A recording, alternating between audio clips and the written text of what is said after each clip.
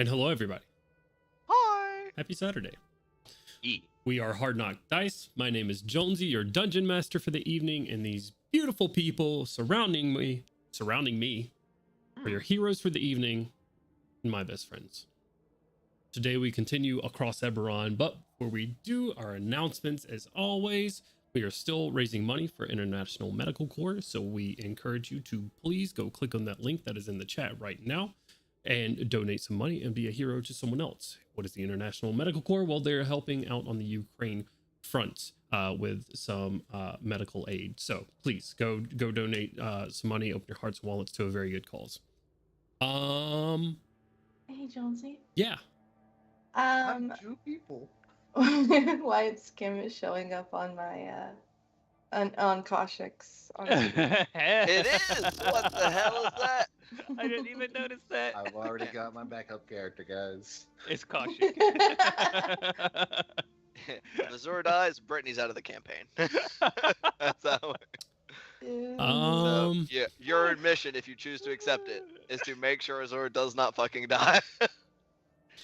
Well, good luck. That's interesting. I don't know because it's calling. It's saying that Wyatt is Interesting. Brittany.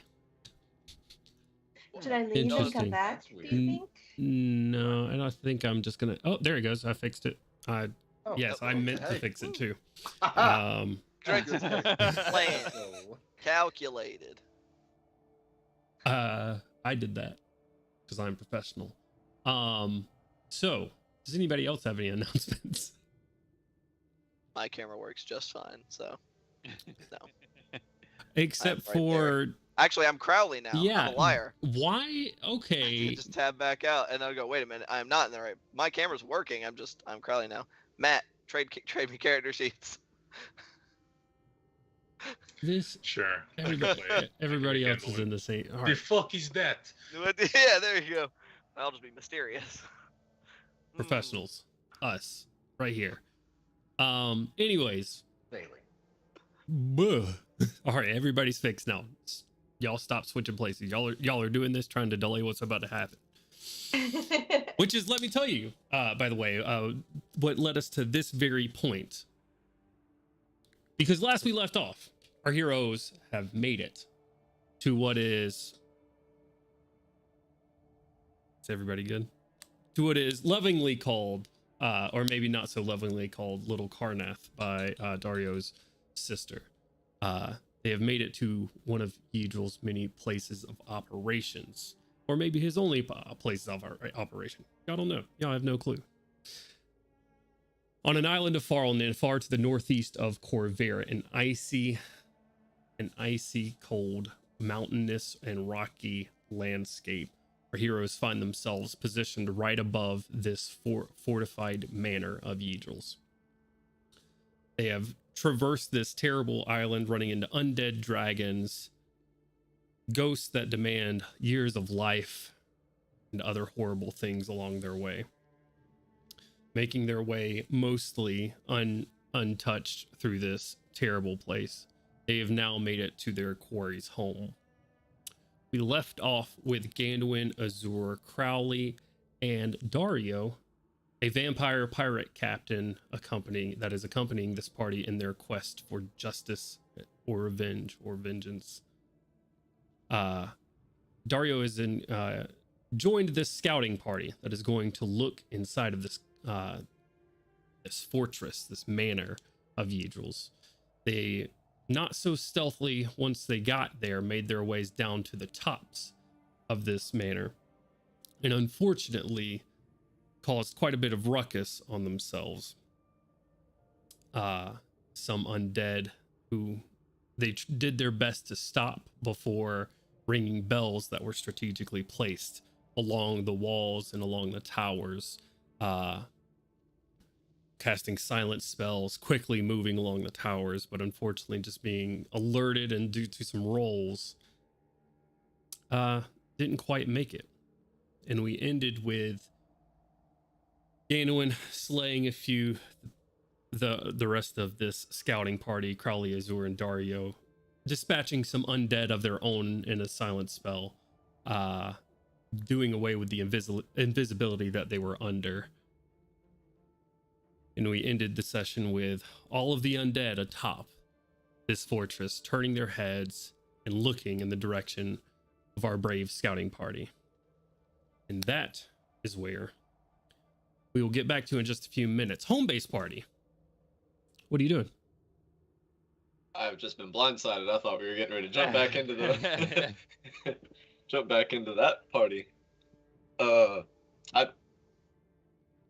think I said last session what I was doing. Oh yeah, I was using a Tensor's floating disk as a workbench to be reloading cartridges. Sitting there reloading cartridges. Is the dome cast while you dig, Artyom? No. As a giant badger? Okay, so you are out there trying to hollow out this space a bit more. Awesome. I would like you, Gorham, Milo, Artyom, and Kaushik. Artyom, I think we have a good idea of your positioning with digging in the back of this, trying to sort of round it out.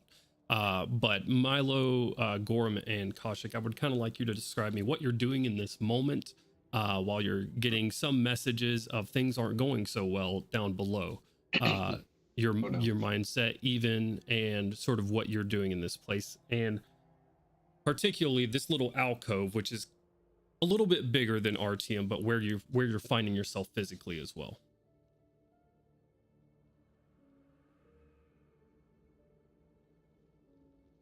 Anybody else? No? Okay. Milo is probably like closer to where Artyom is, to kind of be like a little bit in the lee of the whatever ledge he has currently started to hollow out.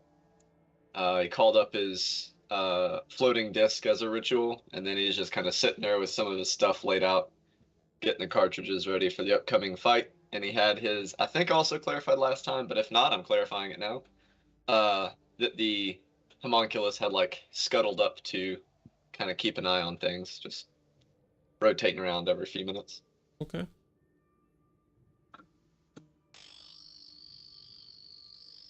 Someone make a noise, and then appreciate you. Gorham's just, I don't know, Gorham's just kind of vibing with Bursty, just kind of waiting. Okay.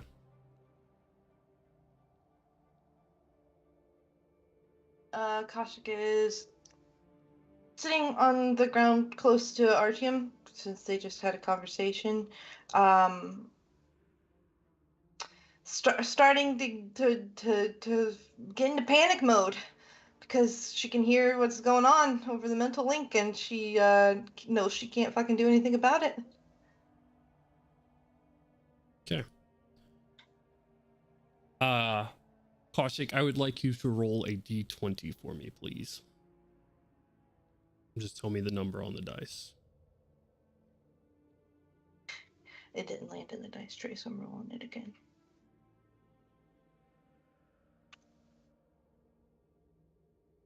9.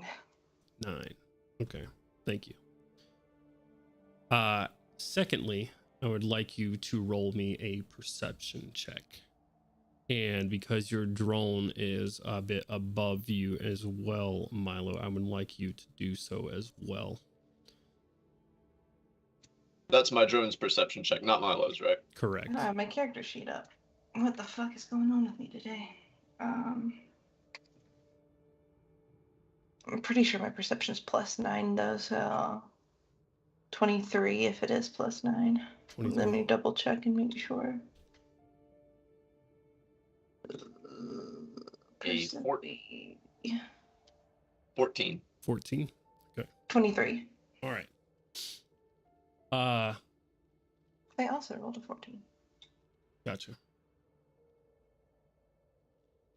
14. It's a little bit later in the evening. At this point, you guys have kind of just rolled up onto this place at the end of your day's journey. So that brief period of dusk is not popping, is already done with, the period of dim light. So it is dark outside. Your drone doesn't see anything coming. Milo doesn't have any, but it's dark vision. Even in the next 60 feet, the wind's kicking up snow and ice. It doesn't really see very much. With a 23, Koshik,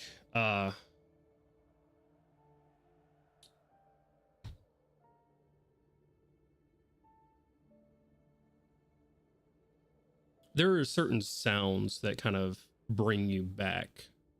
This is true for anybody, really. Sound that kind of brings you back to childhood. Smells do it a lot of times, but there are certain sounds that just sort of evoke emotional response from you.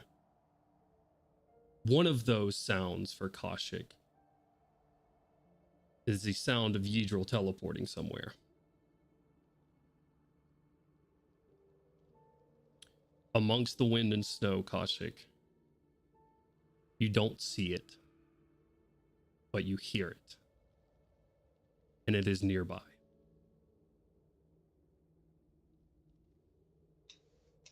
Immediately over the mental link. He's here. What? Who is? Yidril. Immediately drops concentration on the disc, probably a few of his tools just scattering while he scrambles to load the bolter that's been laying next to him. Where? Shit. I don't know. He's close. I heard the sound I used to hear when he teleport. Anyone within like 5 or 10 feet of Milo will just hear the immediate hum of his first layer of shielding come online. I'm hopping on Bursty. Get my hammer at the ready. Artyom? I'm dropping Badger form and getting the chalk out. Okay. Rudy's got the chalk.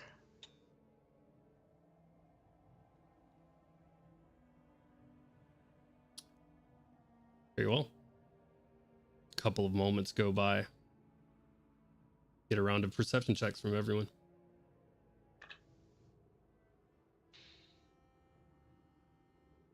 Oh no, wrong character. I'm not with advantage. No, one of those is a 20. I rolled another 14, which means 23 again. 23. 15 for 24. Or, yeah, 24. 24. 16. 16. A 21 for Milo, a 25 this time for his drone. Very nice.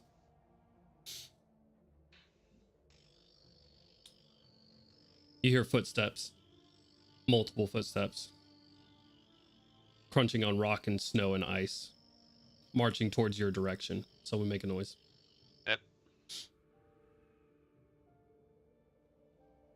Seemingly getting closer after the sounds of tools hit the ground. Walking in your direction. Can we tell from what direction or if they're above us on the cliff? If you are looking at it, they are somewhat above you on the cliff, but if you are looking outwards of the cave towards your left, if you're looking inwards towards the cave, which you are all sort of in at the moment, cave is a strong word, little alcove. If you're looking in towards where you guys are, towards the right. Here's the plan. Somebody push him in the hole. And this is a cliff. How big of a cliff fall was it? But there's no cliff where you guys are currently right now. This is a mountain, and you have found an alcove. The cliff is where the other scouting party is. 15 minutes down this area.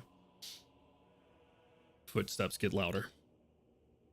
We'll ready an action that if we see Eberrron or other hostiles to cast mirror image. Okay. And on that, just trying to keep an eye out for where they're approaching from. Okay.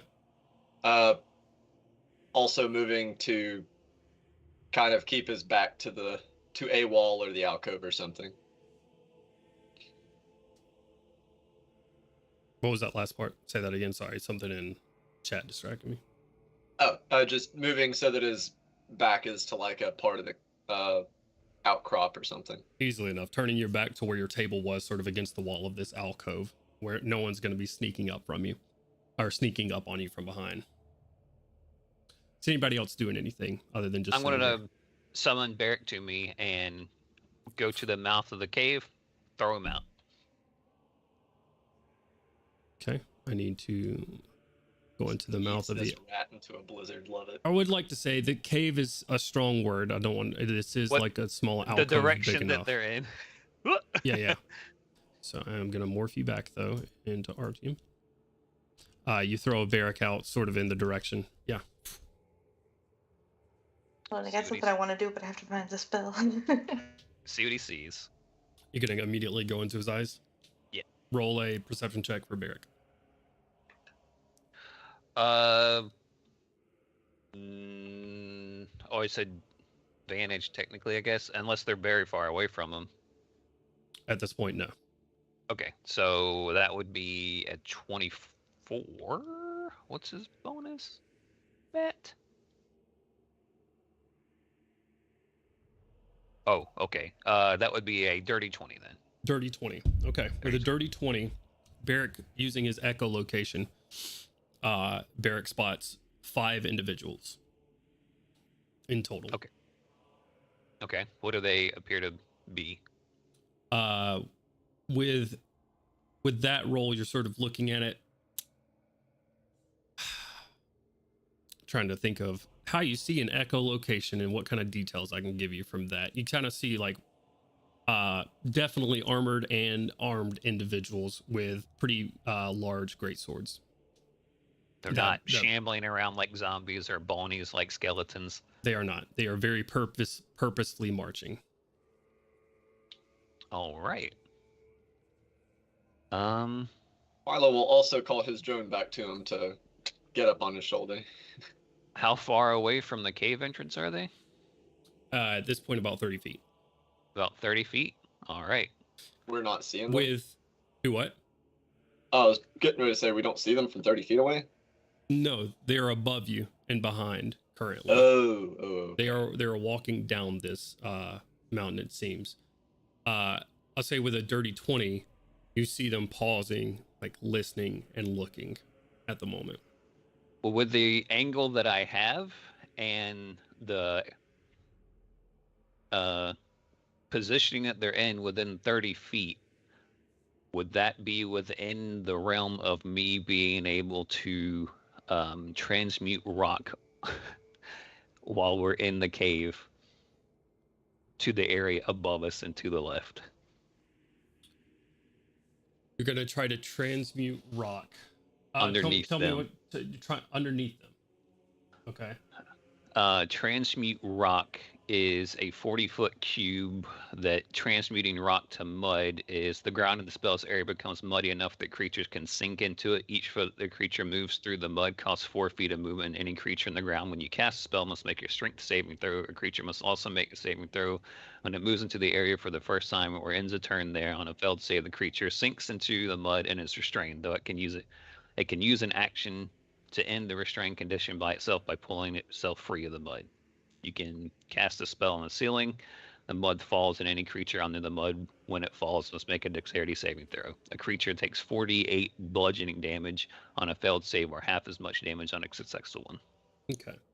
I am going to say that it does say it's choose an area of stone or mud that you can see that fits within a 40-foot cube. So okay. Aiming it up and above you, you're going to be hitting the rock that starts right there. They are within 30 feet of the entrance to this cave. Mm-hmm. A portion of your 40-foot will be right there. Yeah. Not the entire thing. Most likely at this distance, about 10 square feet will probably be where they're stepping at.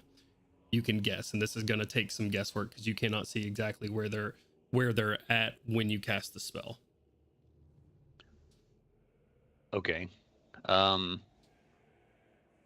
Okay. Well, if that's the case, I will probably hold off on that. Okay. No All worries. right. Yeah. So, are we like... So sorry. Okay. We're essentially like underneath this alcove, right? Mm-hmm. And they are... Above you. You said above and behind us? Above and behind. By about 30 feet.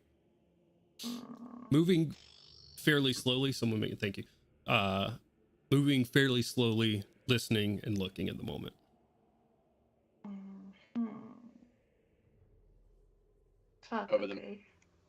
over the mental link, Milo's just gonna say, "Do we know where they are? Do we know what it is?" I'll give them the roundabout location that I got from Barrick. Okay. There's at least it's Yggdrasil and 4 other, I assume, bone knights.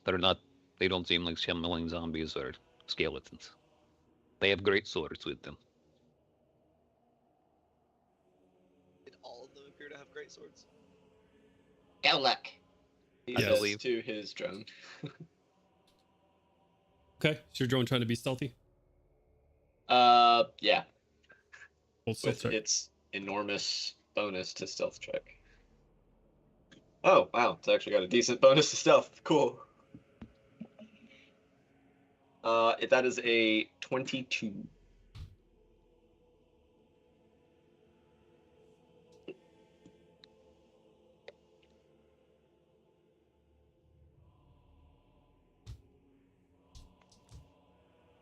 Okay.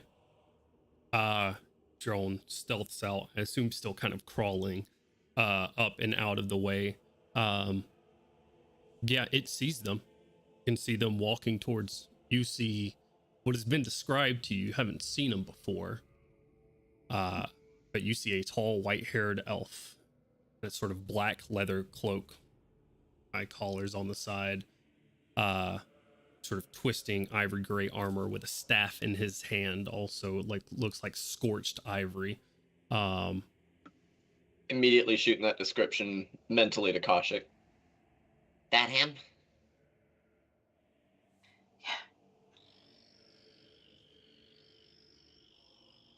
Yeah. I don't know if you heard me. Sorry. All right, well, away team, get the fuck back here now. We've got the package in our sight, and it's going to be an inevitable engagement, so let's go. I'm going to go out and get their attention. You guys go the other way. I'm pass without a trace. For reference, the away team is 15 minutes away with Azur. At best. Yep. It would not matter. If they were to start running right now, they would not get here on time for anything. They are also currently under siege of their own right now. We can't fight him alone. We should fall back to the other half.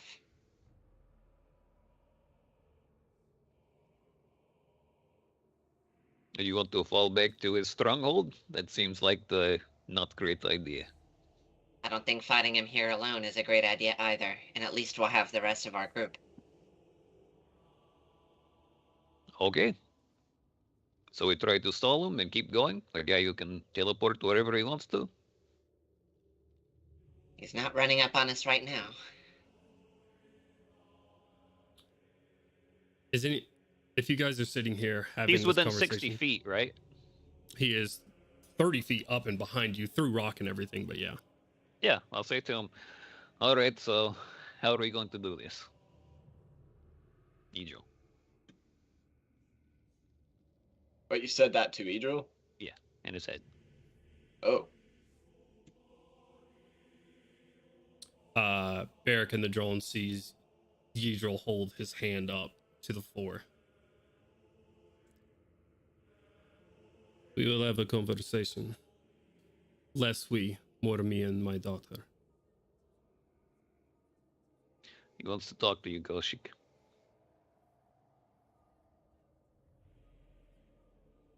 Kaushik is doing exactly what Brittany is doing right now.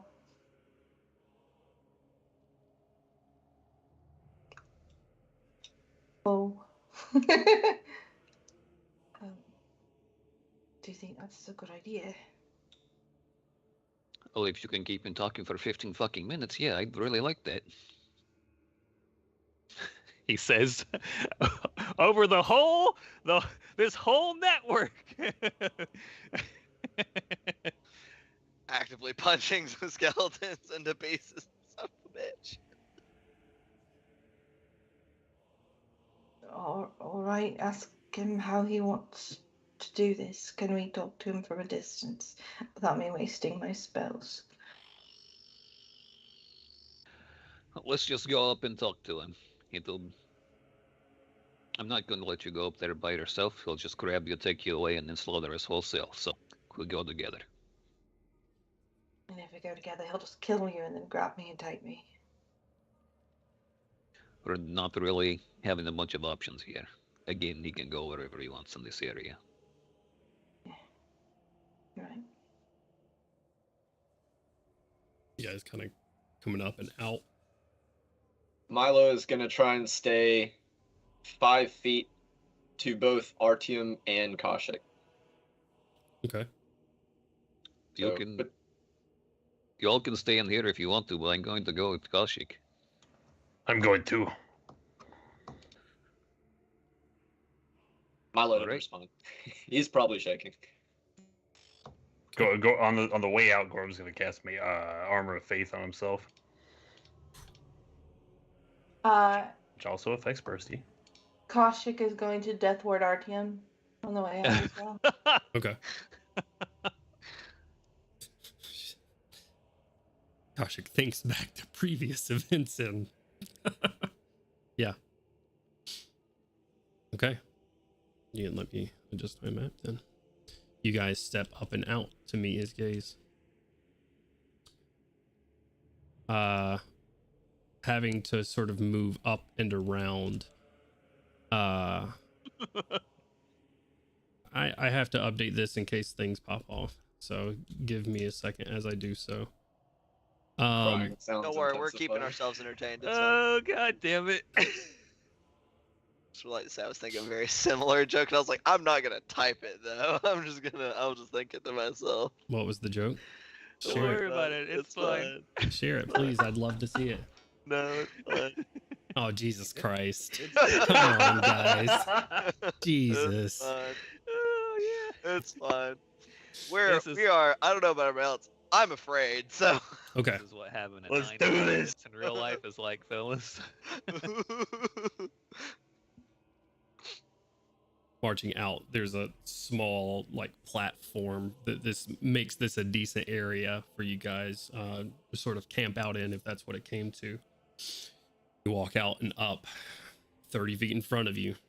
You see tall, white-haired elf with a scar over his eyes, black coat, holding a staff in his hands. Everything, Koshik, familiar to you. The man who has terrorized your entire younger life. The entire reason you ran away. The man who's been hunting and haunting you for this long, standing in front of you no more than 30 feet. The only thing new to your vision is the staff that he holds in his hands. That was not there before. Other than that, he remains unchanged. Flanking him on either side, 4 fairly large individuals dressed in bone armor, massive great swords already drawn and ready, pierced into the rock and snow beneath them, waiting. Do I recognize any of them? They have bone helmets across their face. You've seen bone knights before. They look exactly like that. No distinguishing factors about these 4.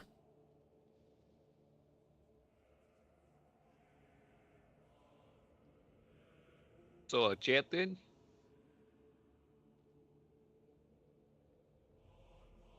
His I'll say it. eyes go to Out loud. Koshik and just sort of, yeah, out loud. It's the wind, sort of just icy cold wind across this place. This mountaintop. You know, I kind of want Koshik to describe how she feels seeing Eugel's face for the first time in a while. And after that, I would kind of like Gorham to describe how he's feeling seeing him for the first time in person.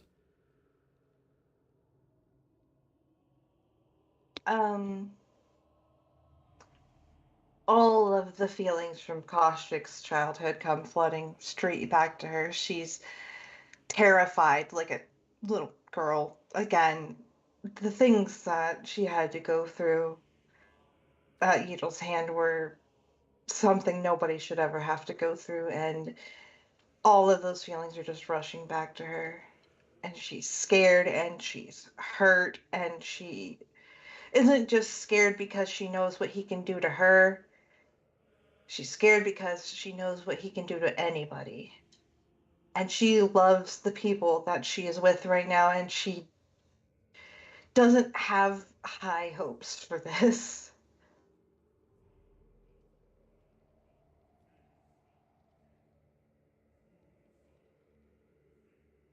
So anybody that looks, if you kind of like glance at Gorham, you see like the white knuckle grip on the fucking hammer.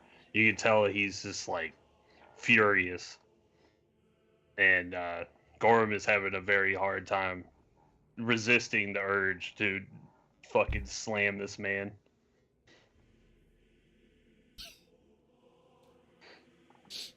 It's not sus. Come on and slam. And welcome to the jam. It was fine until you said that.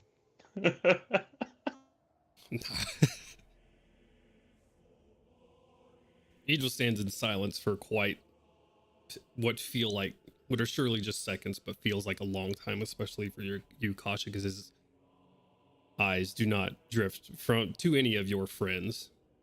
Barely registers their existence, just staring down this mountain onto you. Tears, by the way. Just tears.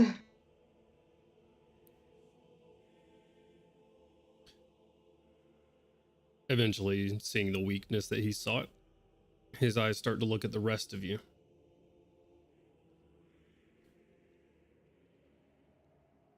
You'll come with me now.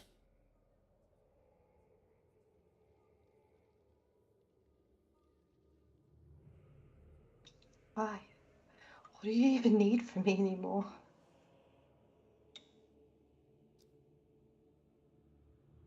Because you have wasted so much of my time, I am no longer in need of you. But today is the day of your mother's passing, and you will honor her memory with me.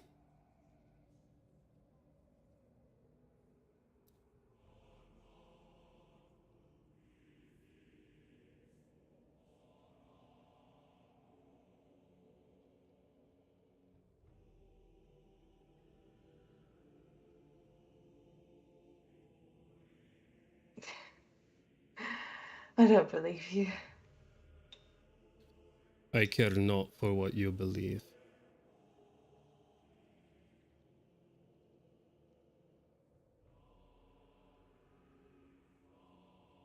Why do you care if she honors her mother or not?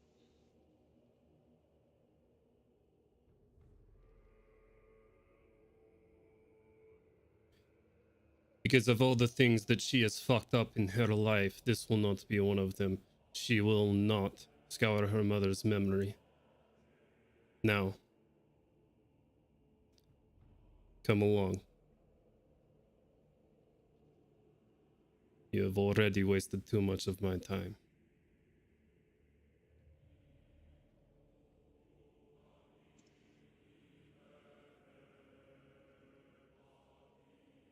Milo hasn't broken his stare, terrified stare, might I add, at Idril the entire time, but at that he does kind of incline his head slightly at Kaushik to see what she's gonna say or do. Over the mental link, I'm gonna say, do we have any kind of plan? Stall as long as possible. Nothing good. No fighting then?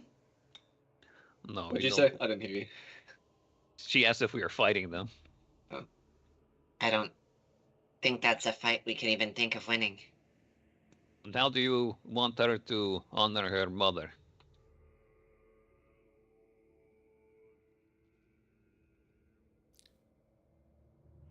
She will come with me to the place where her mother rests. It's in this land? No.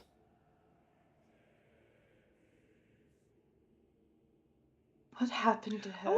I want to do an insight check on him to see if he's being legitimately serious or not. Okay. Also, how's this man teleporting through Maybar without teleporting through Maybar? Probably just doesn't give a fuck. That's the point. 22, I think. Yeah, 22. What do you mean you think? I couldn't remember if I was proficient or not. 22. I rolled a 17.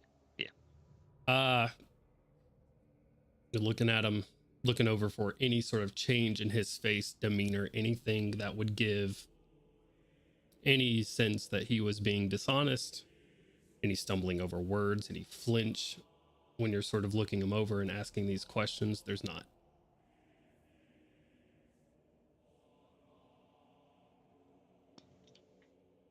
What happened to her? My mother. Someone make noise. Yep. There will be plenty of time for conversation about that. Not among family. I mean, we're all family here. Wrong. I really don't think that's up for you to decide who Koshik chooses as their family. Family is not a choice. Funny you should say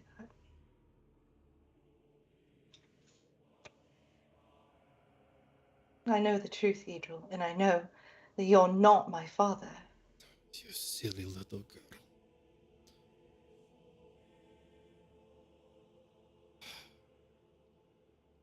What else was the vision supposed to mean? I saw what happened when you took me.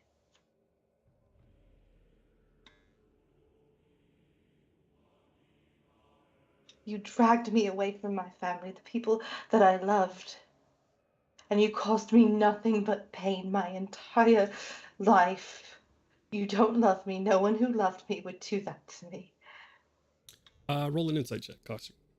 No. That's Okay. Roll a goblin check. Oh, insight. Goblin check, not Roll 20. to gremlin. Also +9, so total 18, unfortunately. Okay, I'm going to say before, but even before that, circumstantial reasons, advantage. Oh, whoa. It got better. 18 + 9 now. Oh shit. Instead of Hell yeah. total. So 27 math. Nice. Passive insights amongst the group, not high enough to really recognize anything. Hedril is stoic and he is still, his face has not moved. A micro expression, Koshik, even at this distance, but knowing Hedril's face for so long and has been unchanged over these years. You see an eyebrow raise at the mention of him taking you away from your mother. As in, he is surprised that you have a memory of that.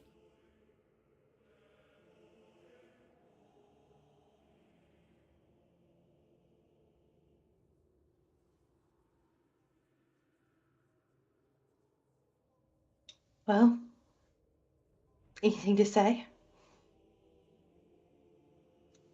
Over the mental link, Milo says, The best I can do is break eye contact.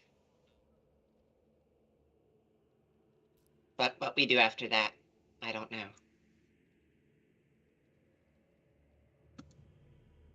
No, I can try to put up a wall of thorns or something like that to try to get out of line of sight before we can make an escape. Meet up with the other group who I'm sure is on their fucking way right now and try to have a fight with undead on one side and bone knights on the other. Fair fight.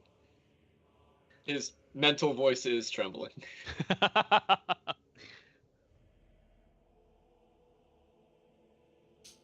A bit of a pause after you say that, Koshik. This is what the vision showed you. The past.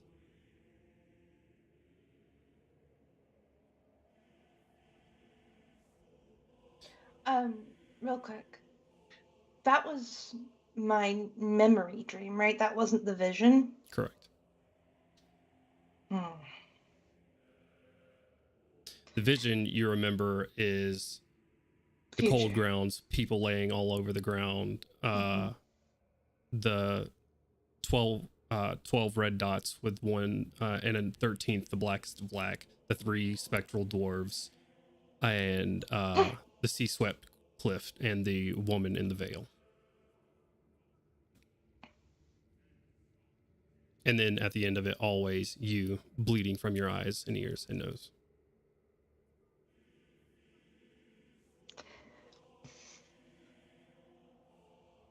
I'm just gonna, no response verbally, just cold staring at him, a little more confident. Facade of confidence, let's clarify that. Koshik's still fucking terrified, but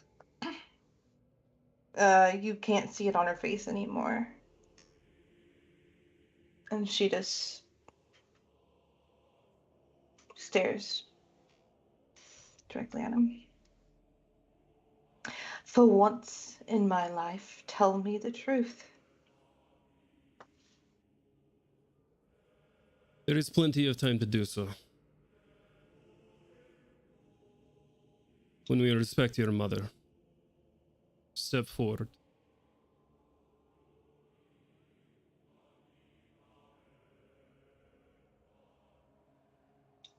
Panicked question marks in the group chat.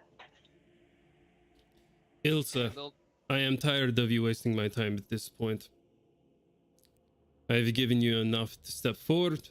Your friends are in arms for you. If you want to see them die here, then so be it. I have no problem bringing them down.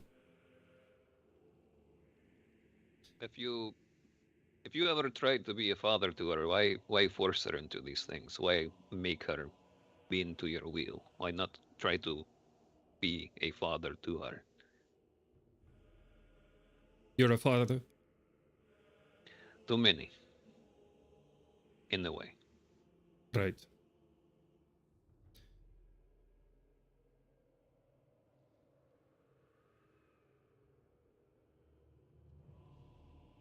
Ilsa. Now. Take us with you. No. If you understand what the family is, then you obviously understand we would never let her go with you if we think that she's going to be unsafe. You are not my family, and I do not care what you think. I'm just letting you know how it is. They're my family. If I'm to mourn, I want them to mourn with me. Roll a persuasion check at disadvantage.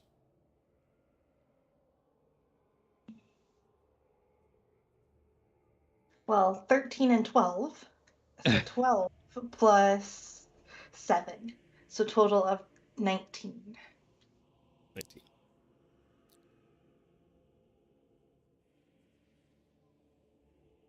Would you like to bring them in spirit?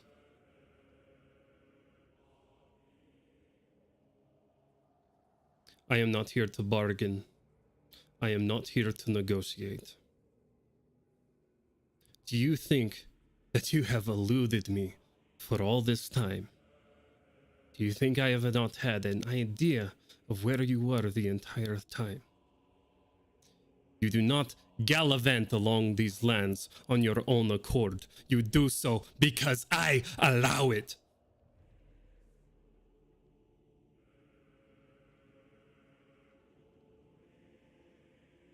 The illusion that any of you could stop me is laughable. I have slayed one of your strongest members, and you are not even around to witness. Do you not think I cannot do it again? Sure. Absolutely. Could kill all of us. Step forward, Ilsa. I am in no longer need of your sacrifice. No. I have found another way to make this happen. But you will not disrespect the memory of your mother. I grow tired of asking. What do you want to do, Kashik? How good of a link do you have in those Mabar crystals in the catacombs of all the repositories of undead across Karrnath? Can you still sense a connection to them? Or are they severed yet?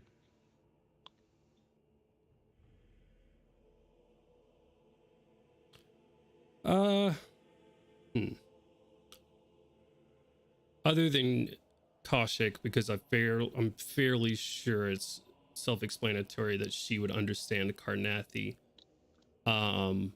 Of Milo, Gorham, and Artyom, do you think that you have a good understanding of Karrnathi or no? I'm going to roll for it. Probably not. Of the language itself? Yeah. I wouldn't know that it would be a separate language. I would want to say I assume so, since I was taught by a Karrnathi, but I'm not sure. Okay. I just thought that Karrnathi and Common were okay. I like to say Like a dialect. Right.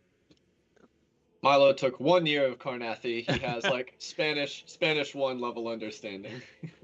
Gotcha. Donde está Albania? But in Russian. Yeah. Это mon Bilasivia, Jinchna. For those of you at home, that means that is my bicycle, man. A little bit of Russian lingo for you to learn.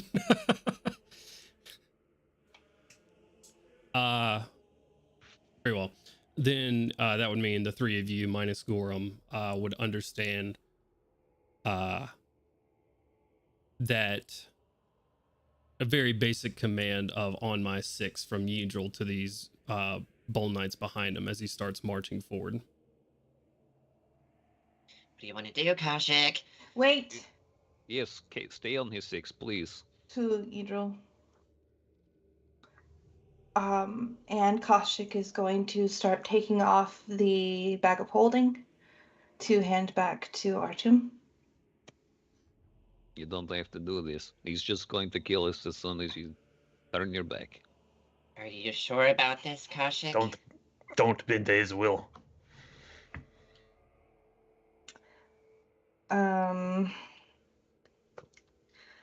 She is going to hand the bag of holding off to Artyom.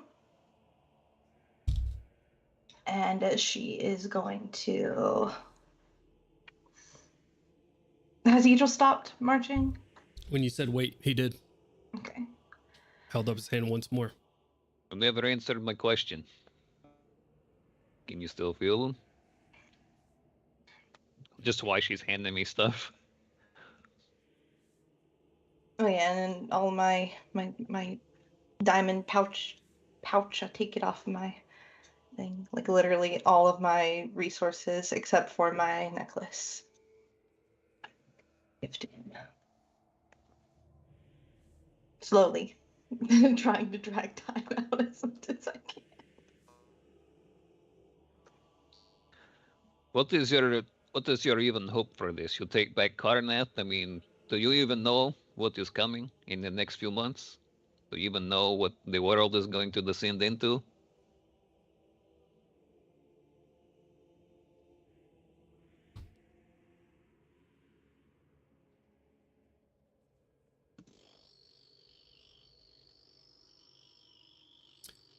He doesn't say anything. He doesn't respond. What are you looking at? You're the all-powerful Yidril. Bone Guard. Surely you know the machinations of Zoriat and all the other planes. And they're going to make their will known to this world. And then Karrnath, under my leadership, will defend ourselves against whatever is to come. Oh, you have a lot of druids in Karrnath, eh?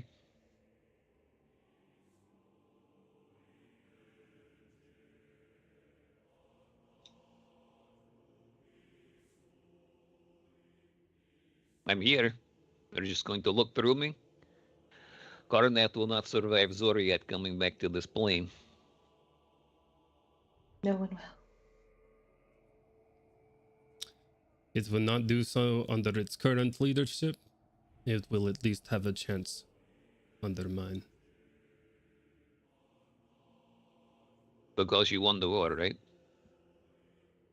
We would have. Oh, that's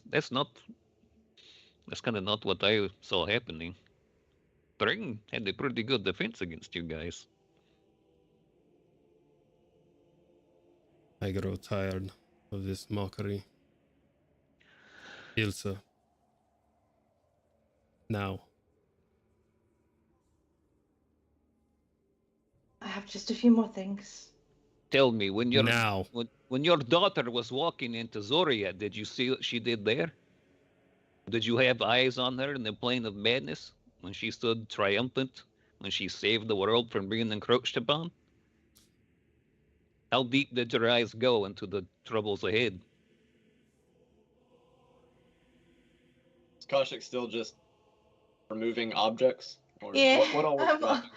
literally everything I have except for my necklace and like my clothing. I'll just start handing them to Milo, cause my pouch of what is it called? My component pouch, all of my diamond pouch that I have, the bag of holding that has everything in it. I can't recall, but I believe that I acquired a new dagger. I'm pretty sure.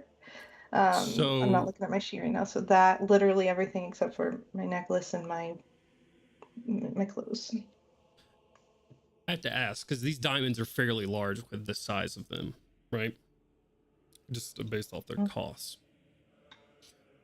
Assume some of them are in the bag of holding, I assume, to keep for safekeeping. Mm-hmm. Where are the other ones? I believe a voice said front left. I've got straps going across my midsection. Like in a bag or a satchel A or pouch. like a pouch. Yeah. Okay. Yeah. All right. Just detachable. Okay. Yeah. so you're I going didn't know if you wanted specific. Sorry, go ahead. As you're looking down at your component pouches and taking your bag off of your shoulders and everything, can you roll me a quick perception check? Percepi? Yeah. Advantage? Probably not, huh? Yeah, no, I'll say advantage. It's right in front of your face. A total of 21. 21? I rolled a 12, yeah. Your necklace that has been kind of pulling in a direction this entire time has been pulling sort of towards the northeast, towards this, like, further deeper into the center of this place. It's pulling towards Yidril.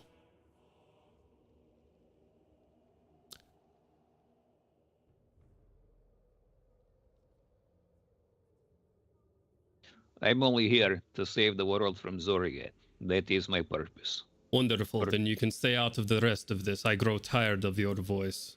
Ilsa. That's okay. You can grow tired of my voice, but Karrnath cannot stand against Zoriat alone. It's something the entire world has to do together. And if you want to have a Karrnath to call home, then you either need to get the fuck out of the way and let us do our job, or do something about it. Oh, your job for Zoriat brings you here.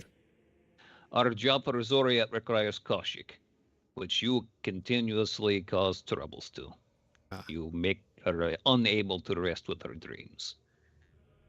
It nearly had us killed in Zoriat when she could not recover herself fully. In any case, so your plan is to take all the undead of Karrnath, have them slaughter the people full sail, and whatever's left, they'll swear fealty to you, and then everything will be in order under your leadership. And then when Zoriat comes and slaughters the rest, you and the undead can live in a happy family. Why not fight against Zoriat? Claim your kingdom as a hero. Perhaps I will hear this conversation afterwards, but for now. I'll fucking roll another insight check. I gotta fucking try. Sure. What are you trying to gather? If he is actually open to talk. It's a 14 plus 5, 19. 19?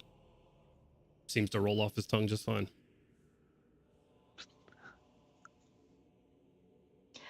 Kashika makes a quick decision to take back her component pouch, just in case you might need that. Yeah. Keep the diamonds, but give me my components back. She reflunk a little bit.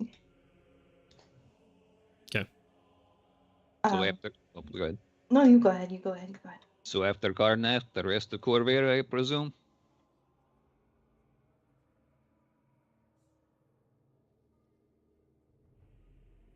doesn't respond to you at this point.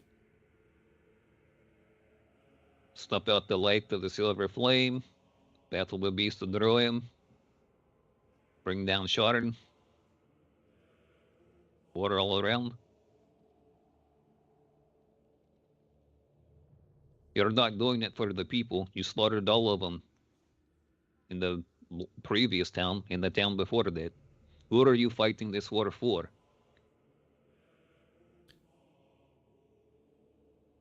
Ilsa. Now.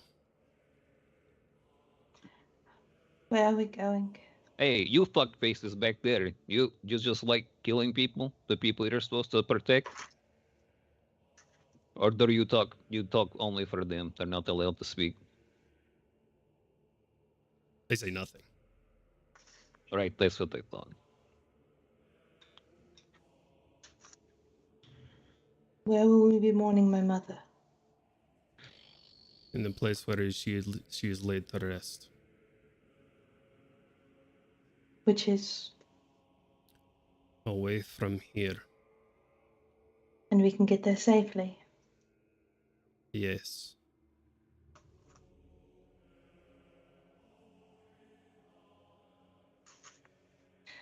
In kind of a squeak, Milo's just like, Is he bringing you back? I don't. Do not trust this bastard, Koshik. I I was don't. over the Say- mental link, by the way. I am not on the mental league. You say you tire of Artyom's voice. You know what I tire of, Elf? Dead family. Because of you. You want to mourn the loss of yours. You want to honor them. You do not know the meaning of honor. You spit on the word. You murderous bastard. The graves that I spit on are not my own family. Oh, I know. You dare bring up my brother. You dare mention him in any capacity. With that lying snake tongue of yours. You dare speak of him? I would be careful, dwarf. Oh, sorry. If you do not wish to join your brother sooner than you are meant to, I would be very careful. Or what, you're going to sneak into my house and kill me when I'm unawares? Like the rat you are? How far is Gorham from Milo? Gorm, stop. You guys are all, I mean, you're 5 feet in between them, so no more than about 5 feet away from Okay. Gorham either. Kind of like a half shuffle closer to Gorham. A 1 foot step, as it were. I do not fear you, Elf. I'm here. Neither did your brother, and now you should see where he is. Oh, I know where he is. I laid him to rest. Good. Good, huh? You and your dog, Aelin. Where is he?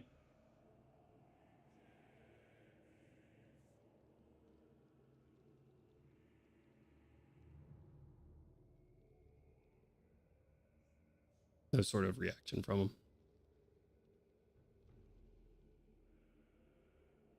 Koshik? Are you bringing Koshik back after she respects her mother? What is the plan here? Yes. As I have stated, I have no use for her now. And why would you do that?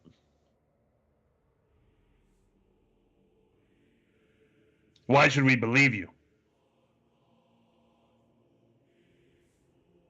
I am not here to defend myself to you.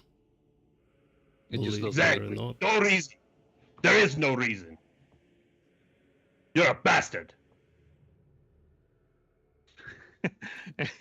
Yeah. Gorm, stop. In Dwarvish.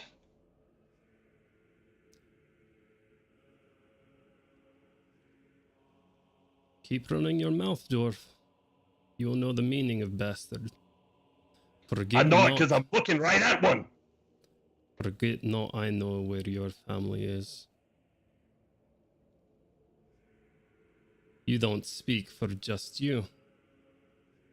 No, I don't. I speak for all of Clan Anvrand.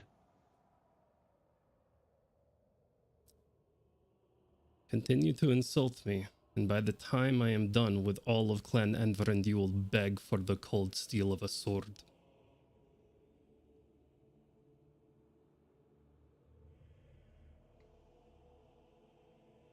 So what's the you bring Koshik back in, just to leave us here to foil your plans as best we can? I mean, well, we're obviously not here to bring you cookies.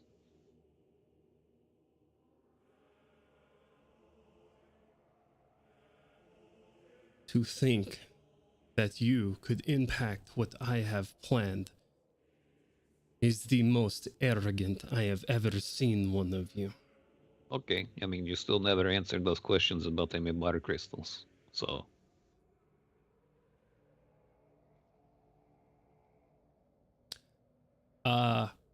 Roll an insight check. Sure. 2 plus 5, 7. Okay. Milo continues to be terrified.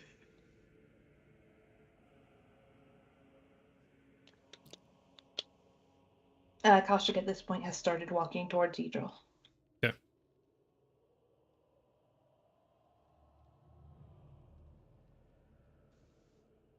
Ten feet closer. Slowly, 5 feet closer. 5 feet more closer. No! 5 feet more closer.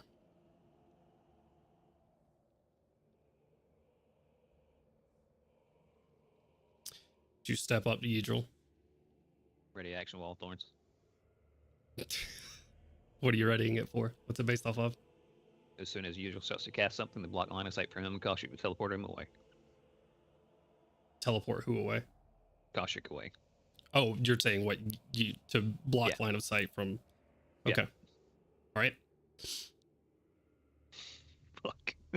Are you trying to do so stealthily To at split them, to split them apart. No, I mean I'm not really. I guess I'm not really doing so stealthily, but I guess I'm kind of like making sure that he doesn't do anything, right? Like I'm at the ready. It would be the one of these things and ready to go. What's the name of this staff again? Staff of the Wildlands? Woodlands. Woodlands.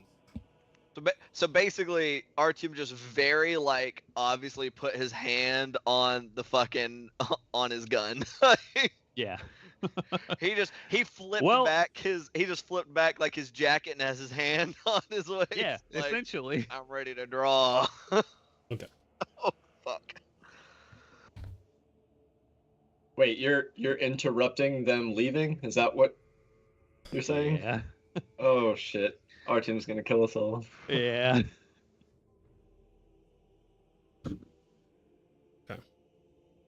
If Milo Real sees quick. that, he's going to be like, Don't do anything stupid. On a Over the scale mental of link. 1 to 10, Jonesy, can you just give me an idea of Eberron's charisma?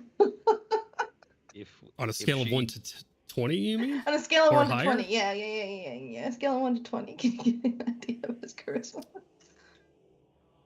Yidril Just for science. may be cold and calculating, but he has been able to inspire, convince, terrify, and threaten Yeah, I thought so. legions. I'll just say, if she takes Koshik, we don't have a chance at this. Unless he's telling the truth and he does bring her back.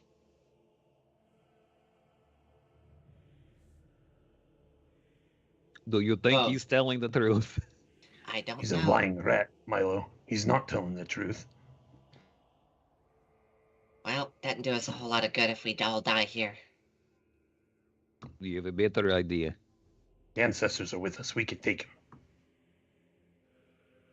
Unless your ancestors are going to show up and fight as a phantasmal army, I do not think that's going to help us kill him. It's happened can't. once before.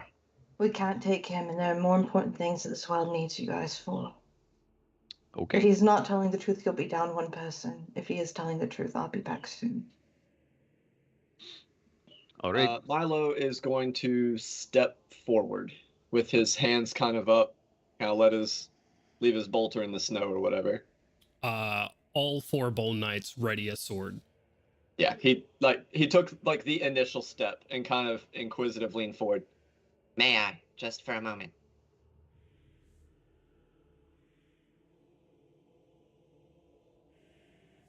Does he say anything? He looks at you and like inquires for you to elaborate without saying a word.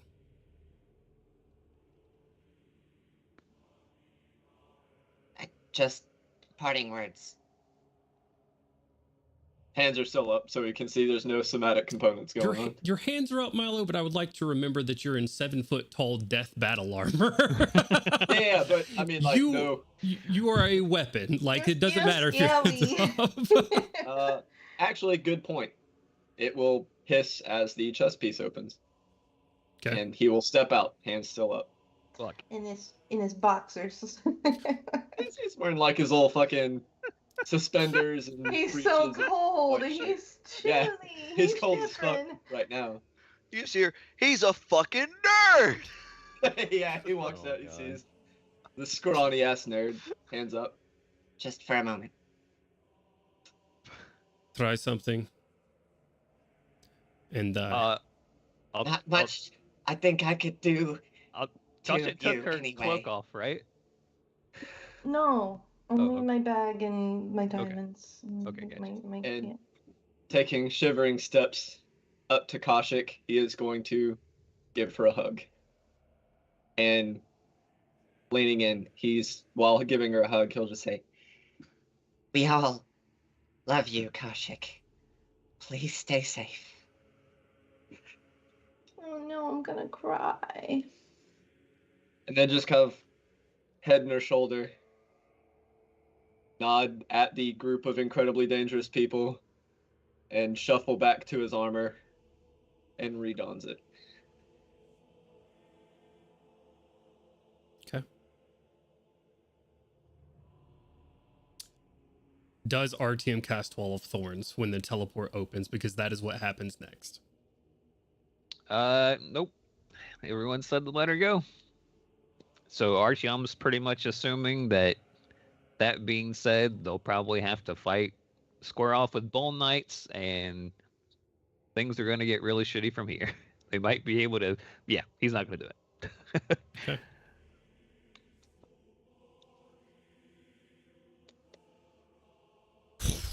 Just in case it wasn't clarified, Milo retrieves his bolter. Okay. Peter waves a hand. That same screeching, whirling noise that Kaushik heard over the winds. Same noise that teleported her back to her childhood now teleports her somewhere else in the world of Eberron. Can I ask you something? Go for it.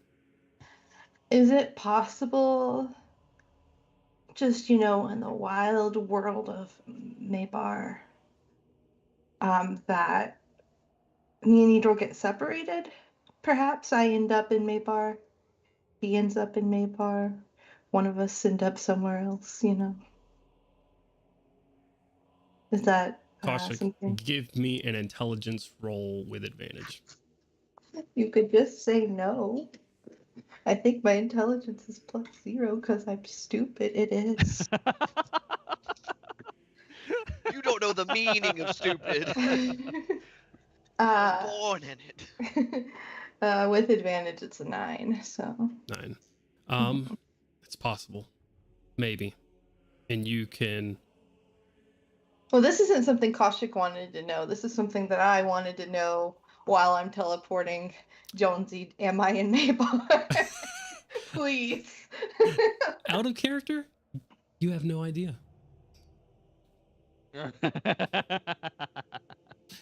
You have absolutely no clue. In character, get fucked. Out of character, also get fucked. You're looking for comfort here? You think I'm gonna give you I'm comfort not- here? You think No! me ending up in Maybar is comfort? Is that what you think? I think that you think anywhere away from Yidra would be comfort. It's From all about someone who has perspective. already dove into a plane of undeath, I think yes. Not the word I'm looking for. Okay. Just something different. Different kind of misery. Waves his hand. Black and red mixtures open up to a door of nothingness as you see faces and this magic's just screaming out as Yidril grabs your hand and walks through the portal with you. The Bull Knights after him, stepping through one by one. Okay, good. Milo is going to, in that moment that it is opened before it disappears, try and note as much detail about whatever magic is being used for him to review later as possible. Okay. How far away is the portal? Yidra walked up 10 feet closer to you, so he cast it probably 5 feet from him, so probably 25 feet. Barrick flies through. Did you send Barrick through? Yeah. Is Barrick trying to sneak through? No. Fuck it. Barrick's flying as fast as his 30-foot fly will take him. And I don't know if he goes to the bar or if he goes to the portal, but Well, we'll have to... he's got action and movement, so I mean, moving. Yeah. Oh yeah, 60 feet he can get through there. Yeah. Right. No, he can absolutely get through there. I'm saying that he could do that and stealth at the same time. So 25 feet away, he could stealth if he uses his action and movement to do so. If that's what you're trying to do, or if you're just trying to send it through to like see the other side. I don't know I'm what just you're trying to send intent. it through. Yeah. I Okay. don't think I'll be able to have a connection, even though it's 100 feet, not 100 feet type kind of thing. Like I doubt I'd be able to see on the other side of the portal that obviously leads to nothingness. Right. But I can send Barrett with Kaushik to do the normal thing. I don't- About to get dusted. I don't have a picture of a bat being snapped like a glow stick. I'm not gonna worry about showing you what I rolled. I rolled a disadvantage perception check with an 18 and a natural 20. As Yidril, Kaushik, and the 4 Bull Knights step out to the other side, Yidril, recognizing what a familiar is, grabs Barrick and twists his head off. You feel your... Before he starts twisting, can I try to convince him that it's mine, or is he just grabbing and twisting? He grabs it, sees it fly through, landing on your shoulder, grabs him off your shoulder, and you see him twist. It puffs into his hands. He dusts them and starts walking forward. And that... But does he twist his head off on the other side of the portal? That's what he said. Give me He a said perception stepping check at disadvantage. He's already through. You said it was a portal to nothingness. Correct. Oh, a perception check at disadvantage? Perception Okay. check at disadvantage. Oh, that's a straight roll then. Okay, hold on. That's a 16 plus 1, so 17. The 17. Barrick, before getting snatched and his vision going blurry, and all of a sudden his head twists, and you like a still frame of what sort of burned into his memory or catacombs. Ah, fuck. Okay. So, I guess I'll find that out after I spend 10 minutes to correct. summon Barrick back. Barrett gets the shit into the stick like every Oh, time. man. Like I every will single say time. you send him through and you're not exactly sure what happens, but as soon as you send him through, you feel him die. Oh fuck. Now we're talking shit about me with Haru. Let me see what's happening with Barrick. Hey, but we're not using Barrick to intentionally trigger explosives, so I feel like it's a little different. well, It's similar. Don't get me wrong. It's you're not definitely similar. utilizing him correctly then. Oh my god. And the Awesome. result's the same. Gorum, Milo, and Artium stand on a quiet mountainside. How the fuck is it going over at the fortress? Artyom just yells over the mental fucking lake. Pissed. So Gorham's just gonna fucking slam the ground with his hammer, releasing all the slamming he wanted to do just now. Make a strength check. Oh shit. Oh shit. Oh shit. Where the fuck my Oh, D20 shit. go? That boy is on the run. Oh shit. Oh shit. Oh shit. Fuck. Fuck shit. Oh. Oh, what do we do? Not Oh. fuck shit. 17. 17 total.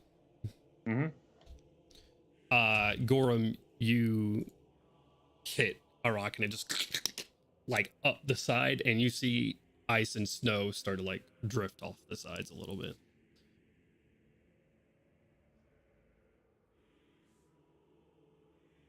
Fuck. Someone make a noise for me. Oh! Thank you. All right.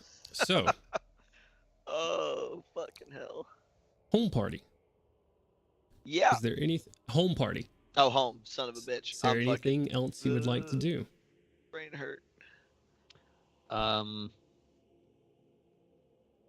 Is there a way that we know that the other team is trying to extract to get back to us or anything like that, since I know this is wishy-washy?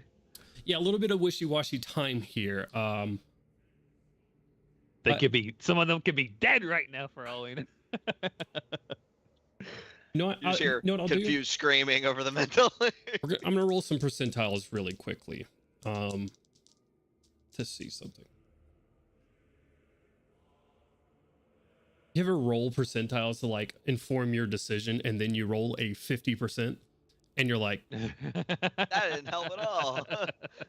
I wanted the dice to kind of help me out here. That's too damn bad.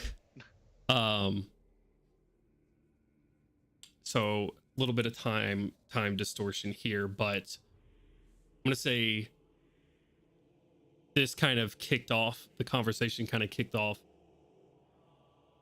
probably about the moment that in maybe what caused Gandalf to slip and fall from the rope. And I think that's about where we're at with time. Now, we're at 6:30. I got to be mindful of this. So,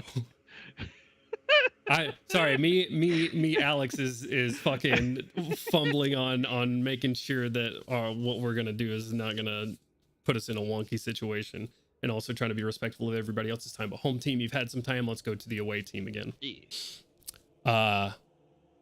And so, away team. Open up Tailspire. We're going to a battle map. A home team, feel free to do the same. Oh boy. I'll just watch the stream. Yeah. you feel free to watch her however you would like to do so. Should I mute Soundtail? Are we about to have music in the Tailspire? Yes, we're about to hop over to our battle map in Tailspire. And let's go ahead and get some.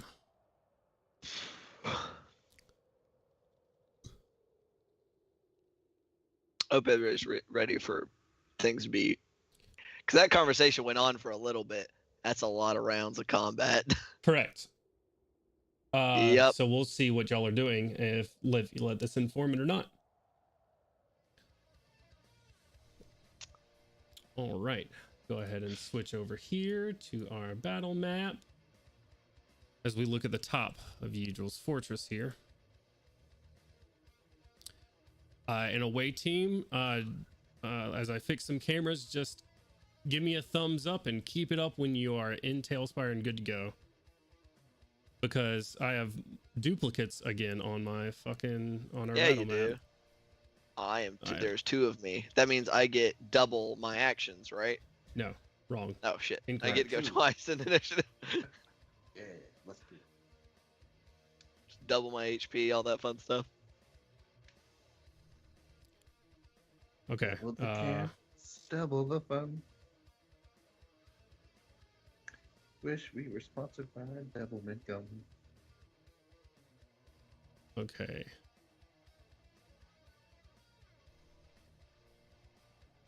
All right, I see a thumbs up from Ian. You good, Matt? Are you getting it launched still? I need to be teleported to the map. Okay, all right, but just that. I think he said like, yeah, once Just wanna everybody's make got sure it up that and you're once in. we're in. It's up and ready to go. Sick. All right, we're gonna refresh because some of our stuff is missing. Our I'm frames. just gonna keep my thumb up until I know I'm supposed to be where I am. You're good. You're good. I got you. Okay. Yeah, I Okay. see all y'all are good. So thank you for that. All I right. appreciate you. Sick. I'm just having to operate through OBS and everything. Okay. So Why do I have control of a unit called a skeletal swarm? I'm I'm kidding. I'm kidding. Hey man, those aren't that bad. Okay. I mean, y'all fought them at level 4 and you were fine. Like, they're not that bad. All right. I will teleport y'all to the map now. Summon players to this board. There you go. Someone make a noise for me. Thank you. It's good to see everybody here. Welcome to this big ass battle map. So no, I'm gonna say this. No, the battle map is not, the mountain is not perfectly represented because pieces of the puzzle of the map started like disappearing because there are too many pieces on this map. So the map is not represented, or the mountain itself above you is not represented 100% accurately. But imagine it being built into the side of this mountain. With that, we left off this combat with it being the skeleton's turn. Dan went up on this tower, and guys, I know you have to zoom out because there's a lot of map here. This one is big as shit. Correct. This actually is the one you killed too. This guy is down. This guy is down. Oh, that was a hell of a zoom. Interesting effect there. You have killed 2 of them. With that, this one is the one that had rung the bell. This one, all of these turn and look at you. Now, I described a couple of more elite looking zombies, or I say zombies, undead, being right here, because you guys identified this in your scouting. Right here by this door, and right here by this door that leads down and into this manor. I have Azur and Crowley together. What I don't have there is Dario, as we will go and grab him really quickly and place him right here, who he just killed the skeleton actually. So you guys are not by any undead. However, it is now the undead's turn. As they do, you guys see these 2 right here start yelling out. They start talking. You hear them. Lock the doors. Protect what's inside. As these zombies start to hop down.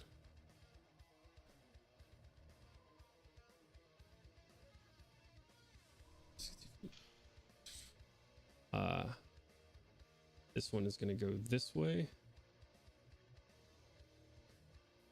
This one is going to go this way. This one is going to go on and down. This one starts to move this way. Now I have a lot to move, so I apologize while I move these units, but all of them seem to be converging on your location. You guys see the glow of undead eyes just through the night. This one will actually go right here and disappear down in beneath.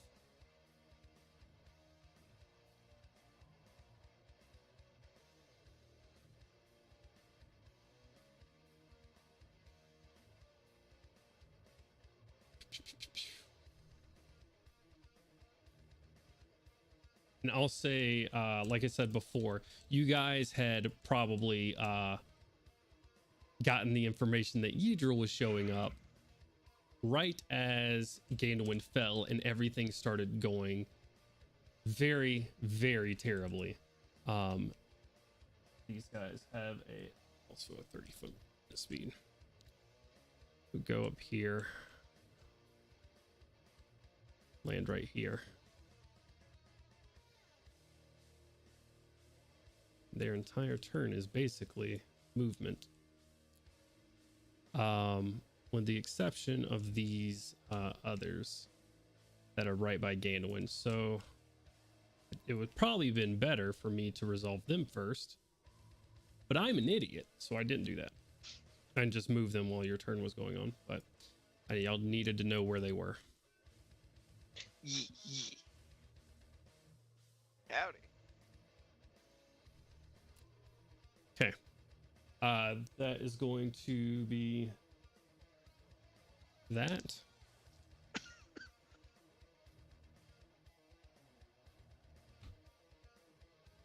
Does a 17 hit your armor class, Gandalf? A 17 misses. One short sword attack, just plink out of the way. Bing. With a kukri in hand, gone. The rest of these, with the scorpions and whatnot, hearing this, disappear out of view and out of sight.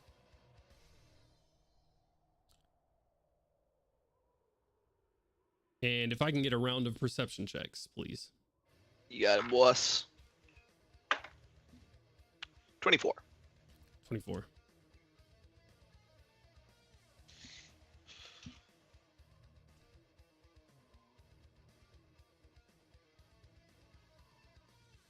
$19. 19. 22. 22. Nice. A party with lots of good perceptions. What's new?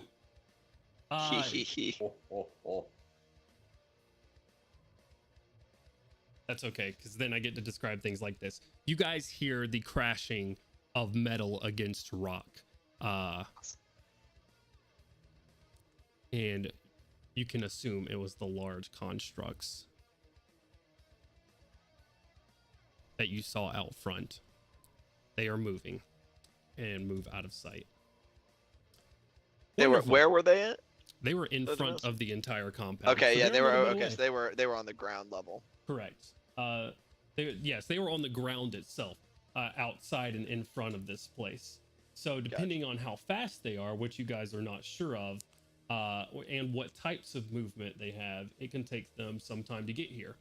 However, that is their turn, and on the top of the initiative, and just so we don't leave the home party stranded for too long, guys, let's make sure we're just ready to go when it's your turn. Starting us off in combat, Azure, you're on deck. Or Azure, it's your turn. Crowley, you're on deck. As you guys see all of these undead converging on your location, some of them disappearing into the vaults below.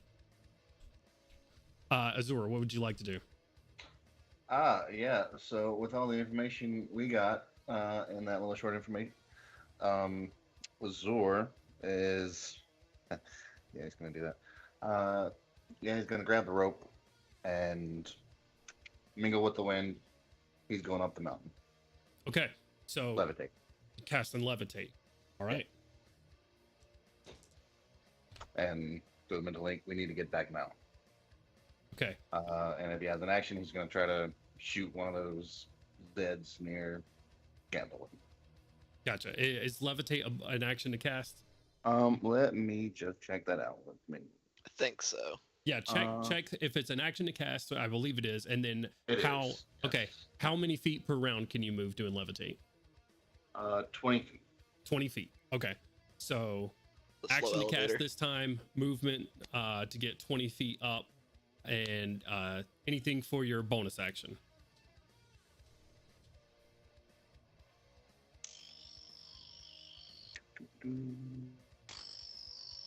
So make noise for me. Oh, appreciate you. All right. Anything for your bonus? No. All right. Ending your bonus right there. We are gonna go to Crowley, and then Gandalf, you're on deck. Crowley, what are we doing? Crowley's going to roll for the spirit tail. Okay. That's bonus action, right? To tell it's a bonus action. Okay. Yes, sir. Oh man, spirit tail. What we got in this? I'm gonna hit that on Azure over here, my comrade. And actually, wait, is there again one right there? I am all the way on the tower. Gainwin is right here. I know it's a big map. It's a big house. It's a big map. All right. God. Hey. Yeah, I'm gonna hit Azure with this, and he is going to get. He's gonna get temporary hit points equal to my bardic die roll and charisma. Roll it up. I will. Okay. 14. Get 14 temporary HP. You can mark that on D&D Beyond. And I'm done. Okay, are you moving anywhere? I'm good right here. Staying right here. All right, very well. Ending Crowley's turn. Give me 1 second, Gainwin, as... Yep, you're good. I need to look at something.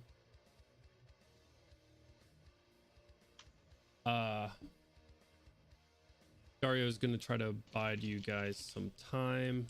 We're going to go ahead and move. I'm going to make you fly here, Azure.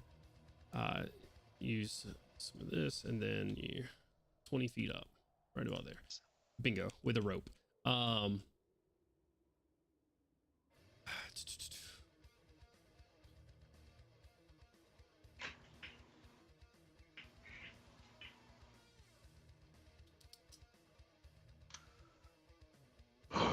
Dario's going to use his movement to move this way.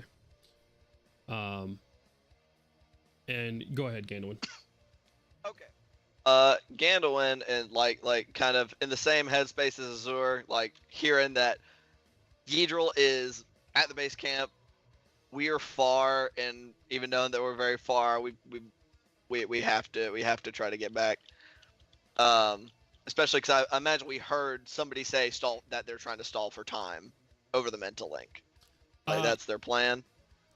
Right. I am going to say what was obvious to them is very obvious to all of you as well. You guys are so far from them, and the predicament that you're in, you have no chance of getting to them in any sort of capacity that will assist them if they choose to fight Yidril. Right. It will be impossible. Right now. They are by themselves right now. Right. So, in the unlikely possibility that they're able to stall him long enough for us to get back, we've got to. I feel like we got to try. So I cannot see these squares very well. Which I should be able to do my little movement thing. Yeah, I can. So I can do this. When you just grab your character, it should. Yeah. Yeah. Go 5, 10, 15, 20. Oh wait, 20, 25, 20, 25, 30, 35, 40, and then last my movement to hop up on this thing. Are you spending a key point to disengage? Nope. I'm taking the AOPs. All right. That misses. And that misses. Two slow skeletal swipes. So I am going to use my action, I guess, right this moment to dash to give myself 45 more feet of movement. And since I moved 10 feet, I am going to... I know this... So this, from what we understand, this cliff is 80 feet in the air in relation to where Crowley and them are, correct? Correct. This tower's about 10 feet higher than that? Correct. So about 70 feet. So 70 feet. So I am going to, having moved more than 10 feet, I'm going to jump as high as I can, which is 4 feet in the air. And then I'm going to bonus action shadow step 60 feet straight up towards the ledge. And in the jump rules, it says you can reach up to 1.5 times your height. So I should be able to reach the very edge of the cliff. Okay. I'm still going to ask for a check. Okay. Okay. First, got to see if you make it there.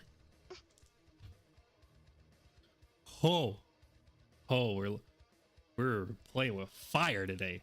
All right. As the dice goes from 003 to anyways, shadow step. Give me an acrobatics check, please. Okay.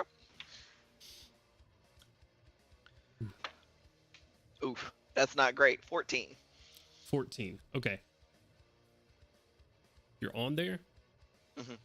You were not stuck there for very long. I said, so I should still have like 40, 35 feet of movement, I guess, depending on how much movement that jump required. So you jump 5 feet, right? Basically, Taking yeah. 5 feet away for the jump, teleporting up there, reaching should up, have trying to 40 grab feet. the top. We've got Mhm. about 40 feet of movement left. I'm going to say it's going to require an athletics check to pull yourself up. Okay. All right. I will do my best. At least it's not at disadvantage anymore. Right. Dan, quick question. Mm-hmm. Am I allowed to dump key into this? Yeah, I'll let you dump key into it. I will dump all 3 points of my remaining key into trying to make sure I can get up this fucking cliff. Okay, roll it. It doesn't matter. That's 2. For a total of what? A total of without the key, 3. 3. Very well. But with the key, brings it to. I don't know what the key point, what bonus I'm getting for each key point. Okay. So that's up to you. Whatever 3 key points is worth, because I assume I would have to call it at the start. So I just burned all the rest of my 3 key points to try to get myself up the side. Okay. In the air, grip, start to slip on an icy patch, go to pull yourself up. And as you get your other hand up, another piece of ice breaks and you start falling backwards. Action slow fall, I suppose. So, I'm back to where I started. I guess.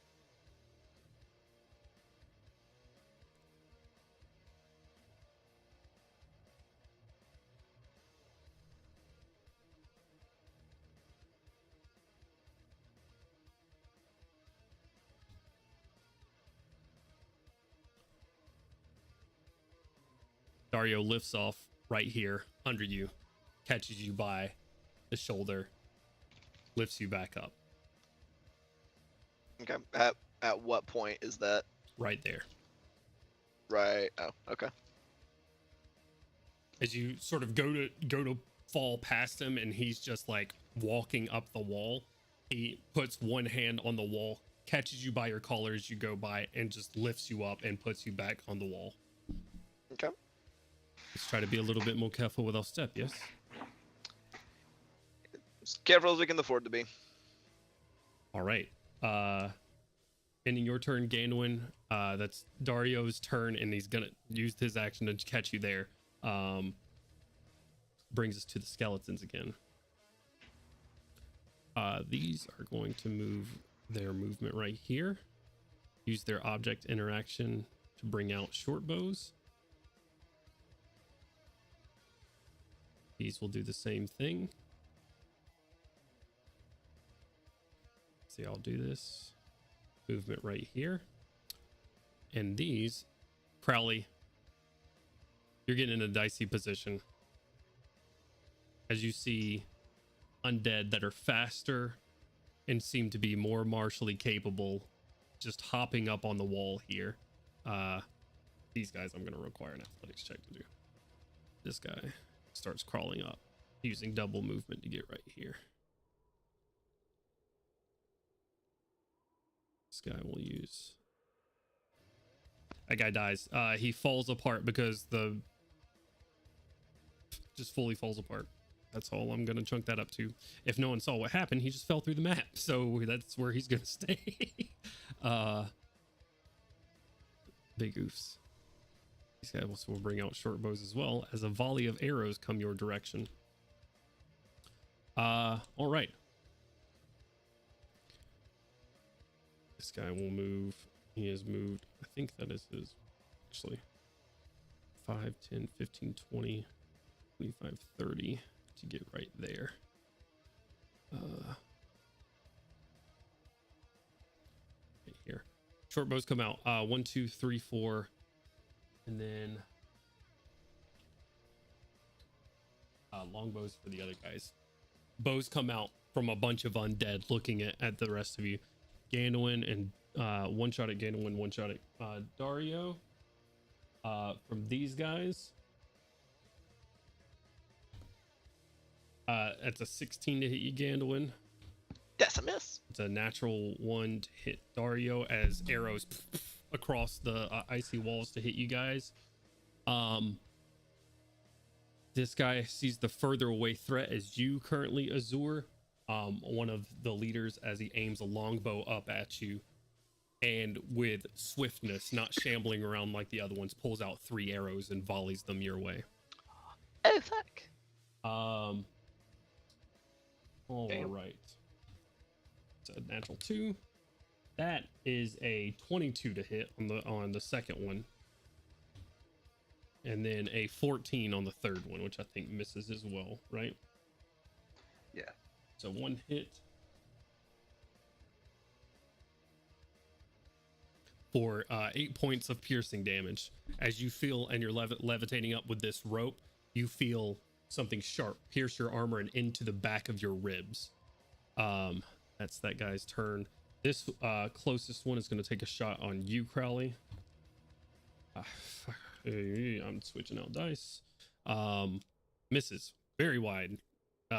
You think he was probably shooting at Azur. And the rest of these, I'm going to say 3 at Azur and 3 at Crowley. So 1. Does an 18 hit your AC, Azur? Just on the nose. Just on the nose. Is levitate a concentration spell? It is.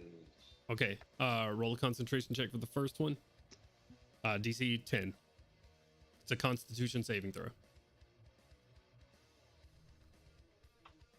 We're good. Good. Nice.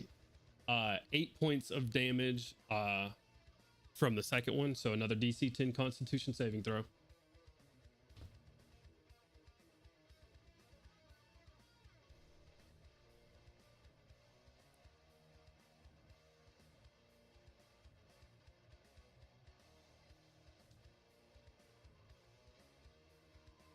Good as well. Good as well. And does a 16 hit your armor class? It does not. 16. tonight. 18. Another arrow just by you as you feel a couple of more into your spine, maintaining concentration as you're bringing this rope up. Crowley, that's going to be 3 at you. I'm sorry. It's going to be 1 arrow from this this guy right here, and then 3 from this guy right here. That's a natural 20 from this guy to hit. So you'll take 2 double the 4, 6 points of damage on that one. And then from these 3 right here, you'll take I think that's a hit. That's a dirty 20. That's a 10. And then last one is 14, which I don't believe hits either. So 4 arrows coming your way, Crowley, 1 finding purchase in your armor. The clanking gets more distant for a moment as you sort of hear it disappear. And then if I can get a round of perception checks from our crew on either side now. What? Is that Either a side, you mean perception? both groups, or? Oh yeah. From I'm sorry, not from home team. Okay, Can I get a round of perception checks from away team, please? gotcha. 18. 18. Dirty 20. Dirty 20. 21. 21. You guys see, you hear it first as you hear a metal collide into stone. What look like grappling hooks or something with chains extended on the back of them. And then who's in the best position to see this? Nobody. Milo, obviously. Milo is not. You take 6 points of psychic damage. That's what you see right now. You do not see anything else, but on either side of the fortress into the side of the mountain, you see these large, like probably 3 to 4 feet across, just rocket into the side of mountain and start. It looks like, well, actually, you just kind of hear whining and winding and metal scraping against stone. And that is going to be that. Azur, it is back to you. What would you like to do? Oh boy. Well, with my movement, we're gonna put this levitate. We're gonna go 20 feet more up. 20 feet more up. Okay. Easy enough. Couldn't he use his action to pull himself along the rope? The rope isn't Since- attached to anything. Oh, okay. Dario We brought, brought the it down rope with yeah. us for it to not be spotted while we Um, were doing whatever we were doing down here. Then I have an interesting idea that I want to do with the rope. Just want to toss it out there. For my action, I was just gonna fire off arrows. I don't think I'm gonna do that now. Can I attach a good amount of the rope around me and try to throw it down for Crowley?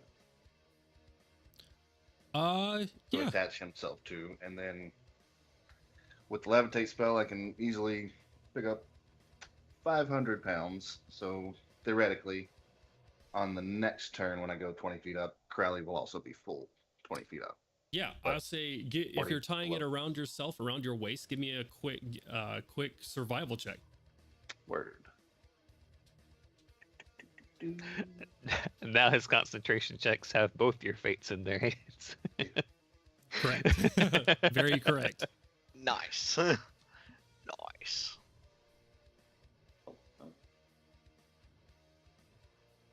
18. 18. Pretty solid knot on there.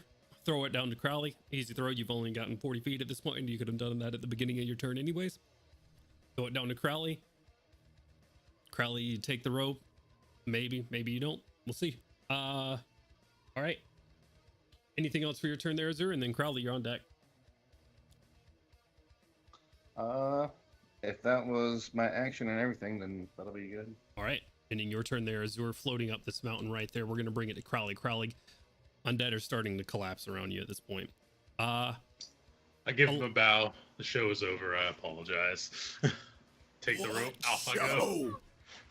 This one. Drop back, grab the rope, and go. You grab the rope and start flying up. All right.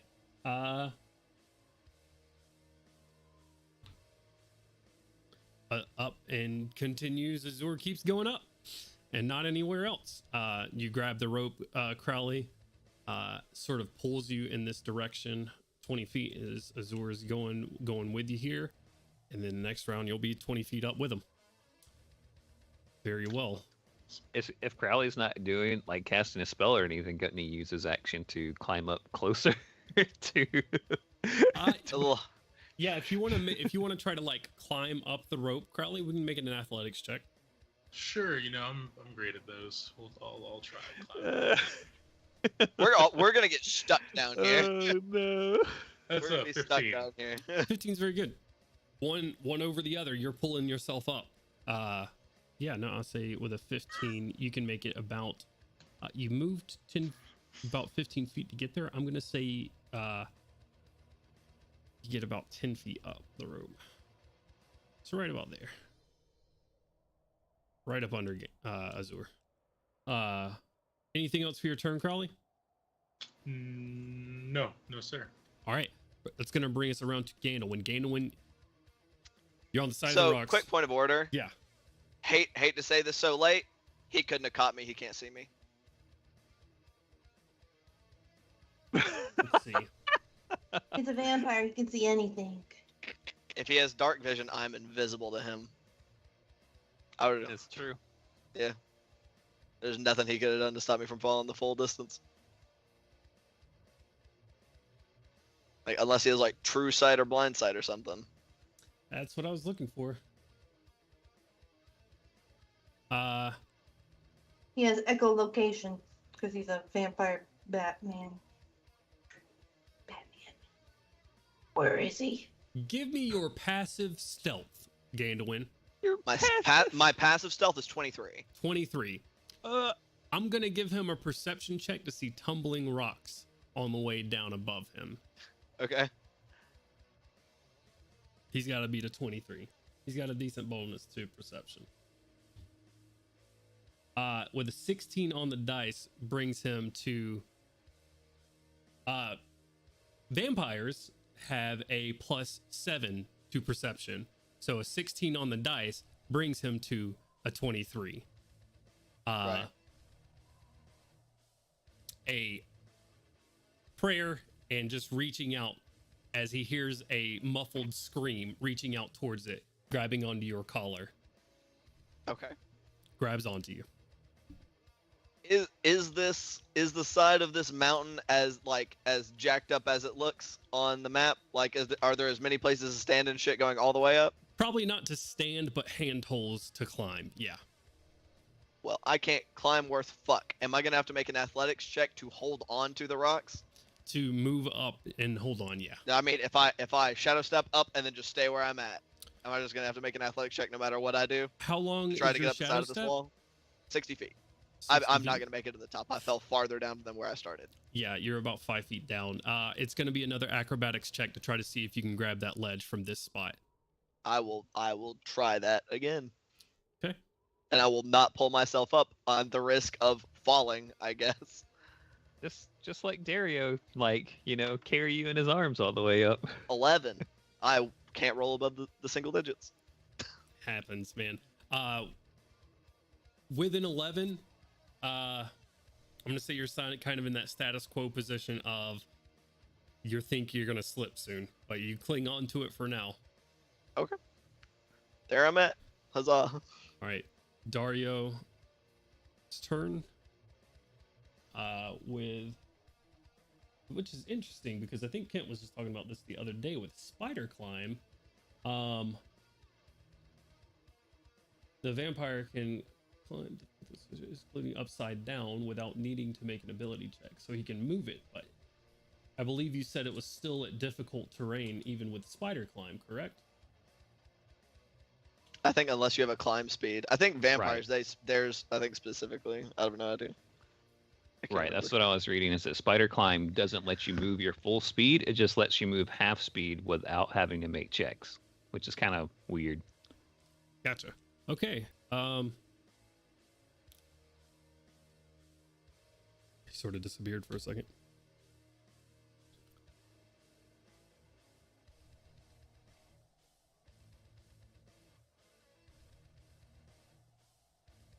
I don't know why that's stupid. I think I'm gonna overrule that. Spider climb. I'm gonna look up the spider climb spell because that's Yeah. what the ability's based off of. Yeah, the spell lets you just move like Yeah. normal. Spell gives you a climb speed. Yeah, the spell gives you lets you stick to walls and gives you a climb speed, which is Oh, why I guess you can move your normal, you can move full movement. Right. I think the same thing with the magic item. Yeah, with the slippers Yeah. spider climb. okay. Well, I believe it's so. called the same thing, so I'm gonna assume they meant to make it the same thing. So he's gonna go up to the top. Nice. Right. Which there's rocks right here. Believe me, I trust me. I imagine them there. You get right here, Ganwin. Not too tall. Go ahead and make an athletics check at advantage as Dario is going to assist you up. You got it, boss. Well, with advantage, it's dirty 20. Dirty 20. Now I can roll the double. He grabs your wrist, helps pull you up, holds his hands up as he Not even assumes looking at him.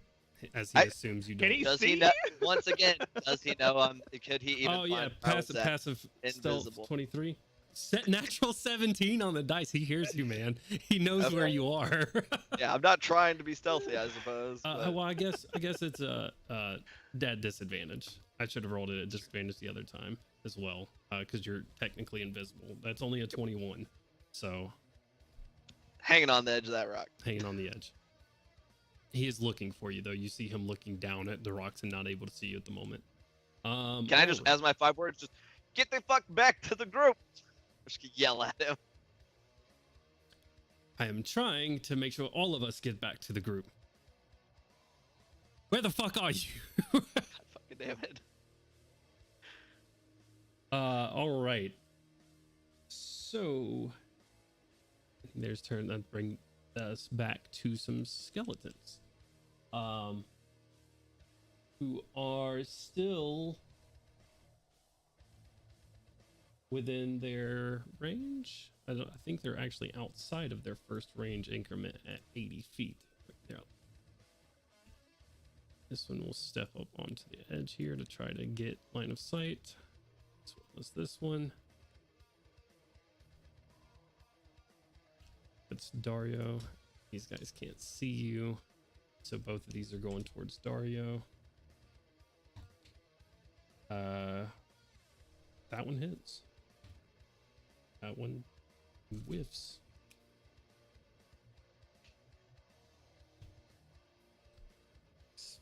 Dario takes. As she's asking where you are, you see an arrow just fly up and like right into his thigh. I mean, and rips it out and just throws it on the ground. Golf clap. You fall to golf clap. You're here snapping with like a pinky and like thumb. All right. With one hand. This one sees that you're the source of movement. It's gonna send 3 arrows your way, Azur. Shit. No. 12. 25 on that one. Just barely hits. And That'll then, hit. 14. Is an 18 hit? That is my AC. All right, so 2 hits on that one. The first is going to be 3 points of piercing. The second one will be 4 points. I'm sorry, 5 points of piercing. So, 2 concentration checks and DC 10.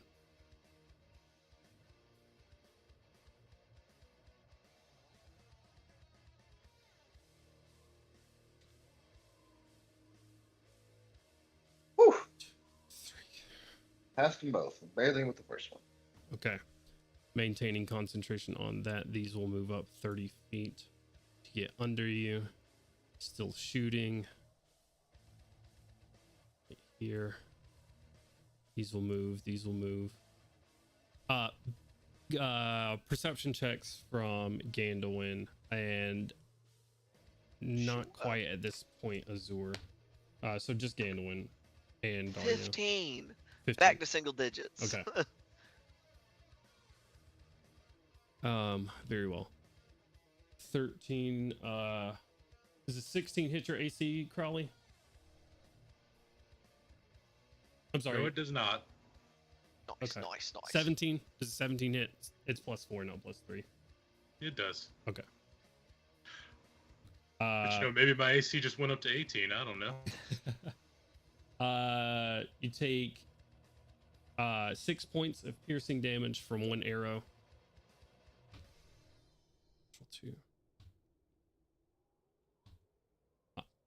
My dice are right here with you. I am rolled very, very low for a lot of these, and then 3 more shots at Azur from the second one. For it's got the first one's gonna hit. It's a 22 to hit. Second one will not.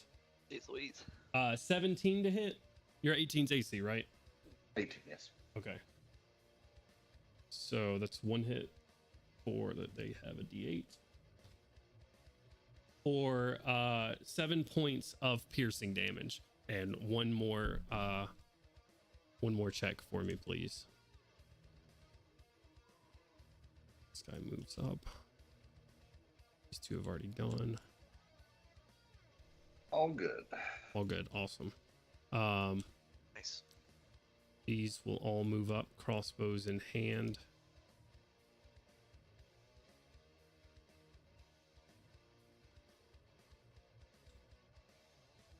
Longbows in hand.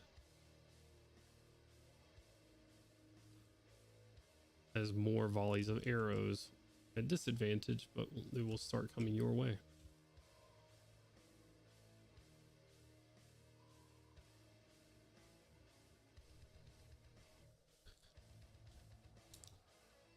Those are D10s. That's not even the right fucking dice. 1 misses. These will be at Azur Low Crowley, like their position. Be at Azur. Disadvantage for this one. This is 3 shots.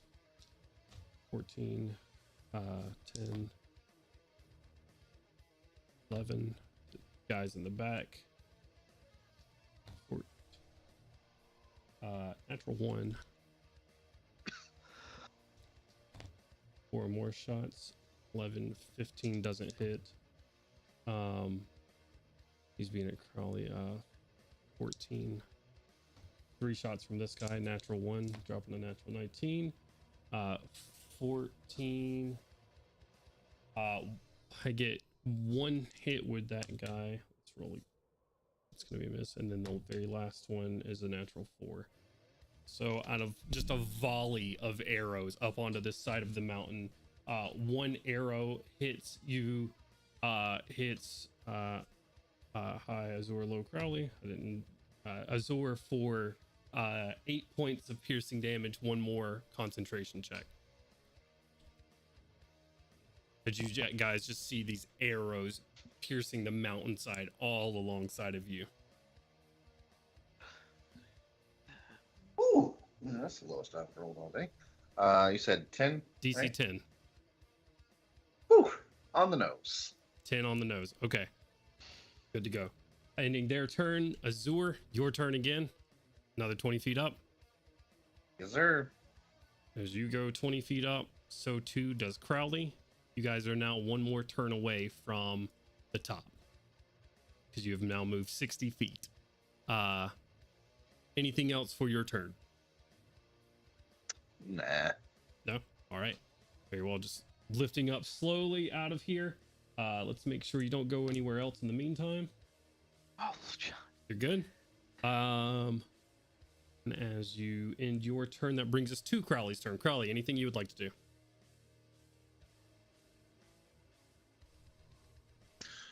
Wanna salute the skeletons and cast greater invisibility. Greater invisibility on yourself?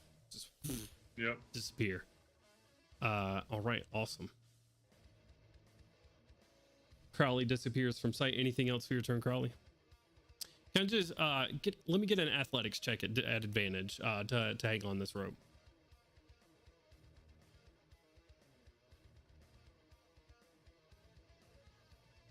All right, so it's already an 18 plus Dex, another 8. Plus, this is athletics, so it's strength.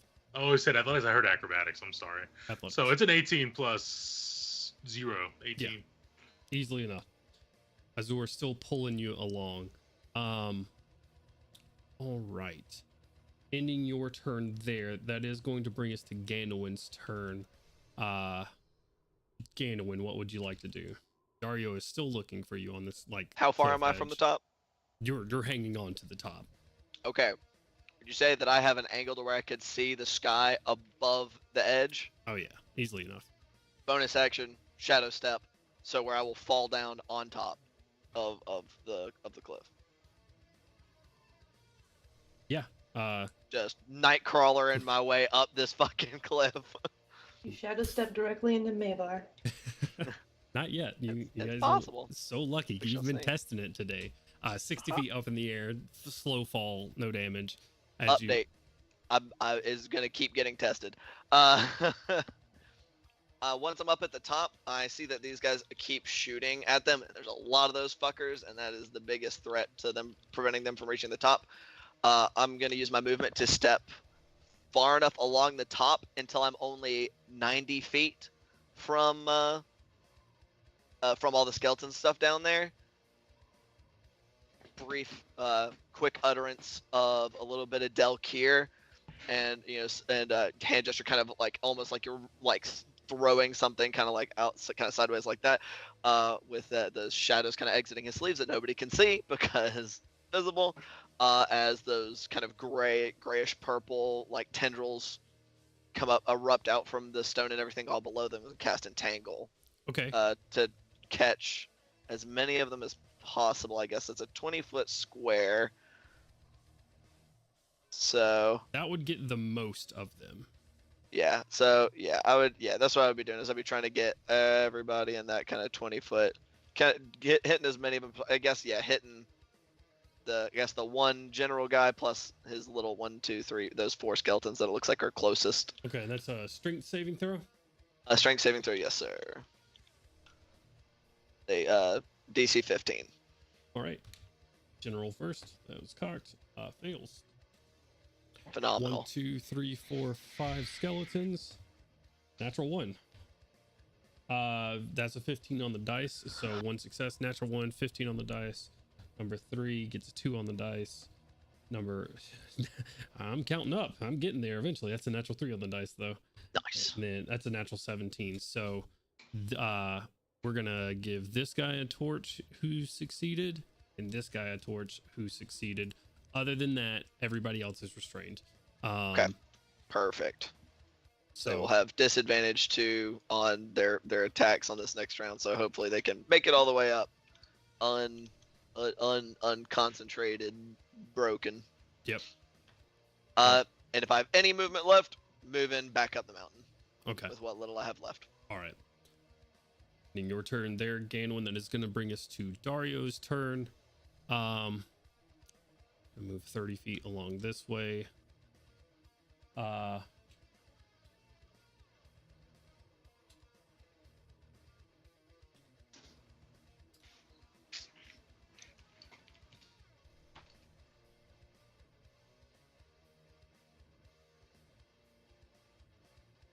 You see him, his eyes go dark as he kind of looks towards the sky. And you hear some howling from the distance. Nice. That is what he'll do for his turn. Ending Dario's turn there, that brings us back to the skeletons. I'm gonna say this is the last round they're gonna get before you guys, or hopefully before you guys are up and over. So I'm gonna go ahead and resolve those that are closest to you. Most of them at disadvantage. 2 of them are not in this little circle here, and then these 3. So currently, Crowley is invisible. The only one they can see right now is Azur. So all of these attacks are going at Azur. What's the distance on a longbow? 150, 300. 150 feet. So this one is not at disadvantage. It's natural 5. It doesn't fucking matter if it's advantage or not. 13 Nice. plus 4, 17 to hit, which misses your AC by 1. And his third attack is cocked between an 18 and a 2. 14 plus 4 for an 18 to hit on the dice, which I believe is your AC, unless there's anything you'd like to do about that. That is it. You take Shield. 8 points. Oh, I don't know what you got. Always. If I had shield, I would love Shield. 8 points of piercing damage as you feel on just another arrow go seeping like just down into your rib cage. And that's all of his attacks. This guy right here, range of 80 feet, which you are still within. I will make sure though. Yeah. So 2 more attacks from these guys. Natural 18 on the dice, and then this third guy for 15 for a 19 to hit on that one. So Nice.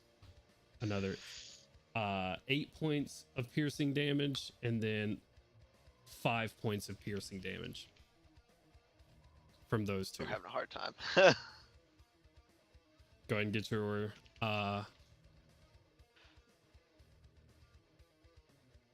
concentration checks from you. Yep. How many was that? That was 3 of them. 3. I was rolling them as you were calling them. Okay. All good? Yep. Okay. All right. Awesome. This last guy 2 more without disadvantage, that with the torches, that's a 12, and that's not good.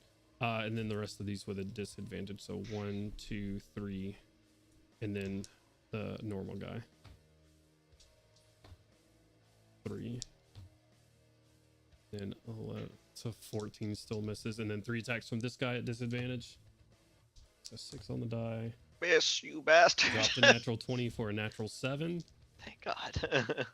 And then 6. So just unable to get these attacks as these weird tendrils start gripping around their elbows and bowstrings, and they just start grabbing them and shooting wide. But arrows, some still finding purchase, some landing on the mountain, some just sort of sailing up and over the mountain into the darkness. Just brushing them off with the wind. Just. Yeah. As the wind sort of levitating underneath your feet and levitating you up this mountain, the wind like blow some of them off, and then one just kind of finds purchase right in the no-no zone. It's a rough time here. Oh, no. That brings us back to Azur's turn. Azur, another 20 feet up. You are at the top. You are here. You're easily supporting Crowley's weight. Crowley, you're 60 feet up.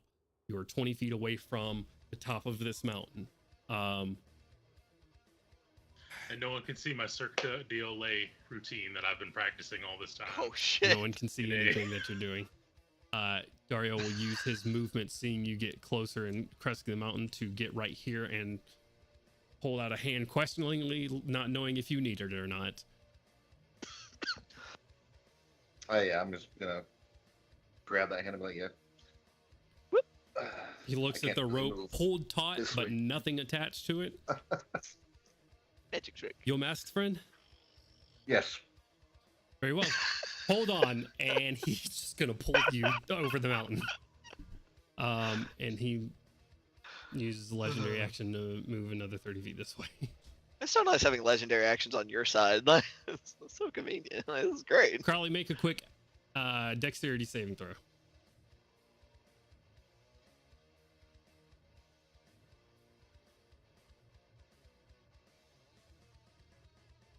$15. 15. You see that the Azur's hand gets grabbed, and he has pulled towards towards and over the mountain. You see that the angle the rope is being pulled towards, you are gonna just be pulled up into the side of it, but easy enough to push off, and you are now on flat ground. All of you out of sight at the moment. Now that you are all up here and at the end of the skeleton's turn, I would like everybody to make perception checks for me. 26. 26. Now I can roll that. I'm up the side of the mountain. That was the problem. It was the mountain. Cursed mountain.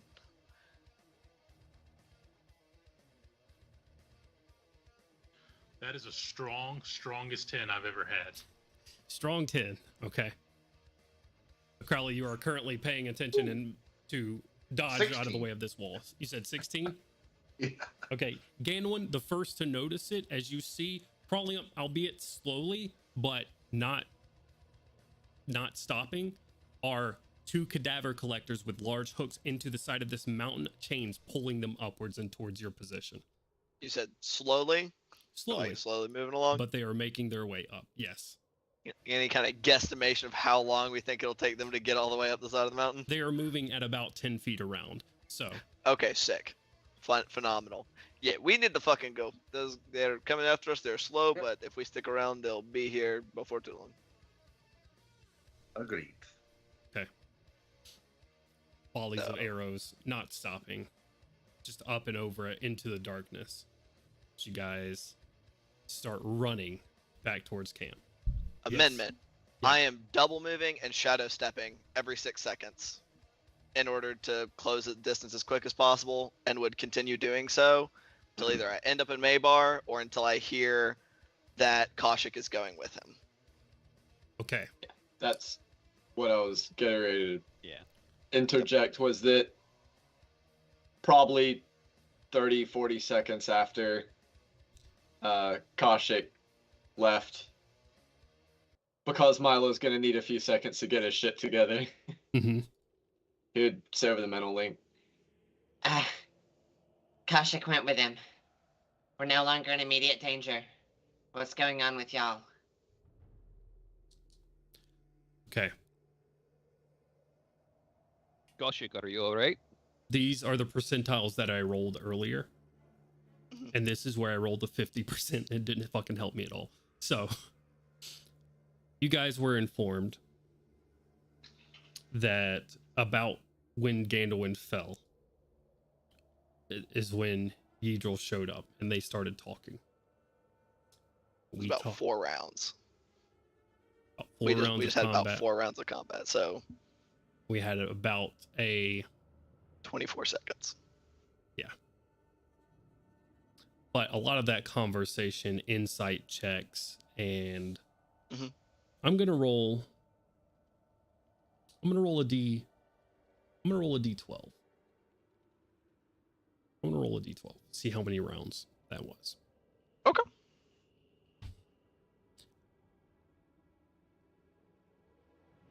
You can't make this up. You can't make it up, boys and girls. That's Oh boy. So, all right. It's really dark there, so they won't be able to see you. So you at least got that going for you. Gandalin, I am about to now roll 12 percentiles. checks Just as he's going, once again, before nobody this can see message this, but goes just through. continually kind of shadow stepping, just like that dark kind of smoky darkness just pouring out of like sleeves out of the collar of his jacket, just every 6 seconds.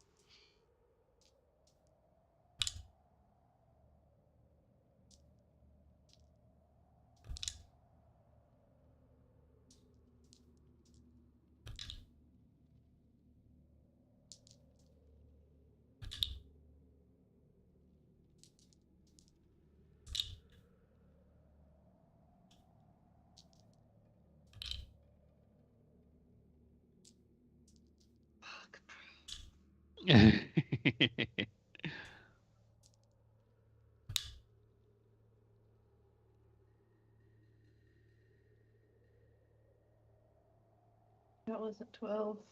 Gandalin.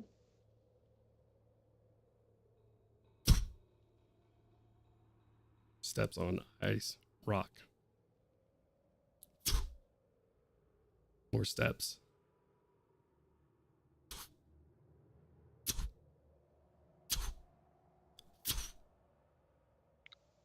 Eight times.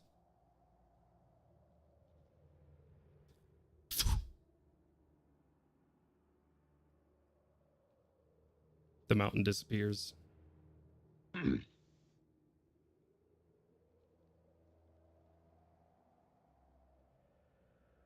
There's nothing. Silent. There's no light. There are no stars. It's cold, but cold in a way that numbs your bones. It's cold in a way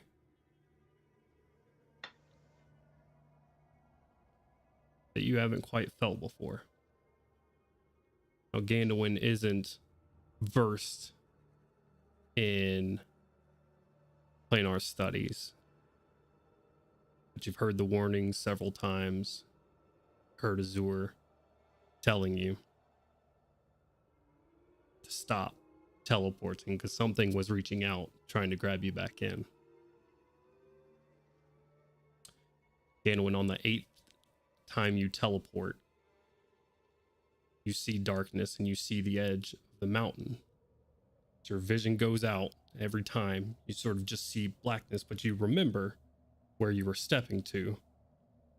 And then it kind of zooms into vision for you. And that's when you feel the hand on the back of your neck stop you. I want you to make a contested roll here. Okay. I'm going to roll some percentile dice real quick. We've become accustomed to this, so I think Cody is the progenitor of this dice roll, or this particular percentile rolls, but we're going to see magnitude. There's not really going to be a second roll from Mabar. Right. Of the good or bad. We're not rolling for roll? benevolence. Yeah, there's no benevolence. No benevolence roll. Okay. All right. I got the thing for this.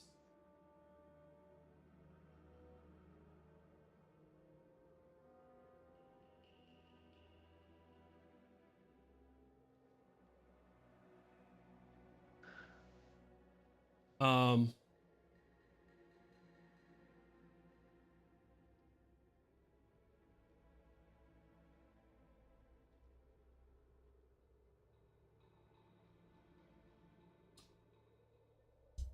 right.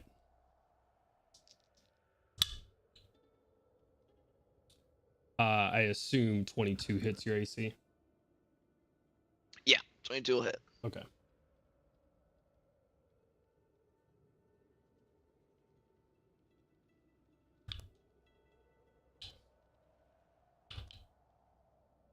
14, 18.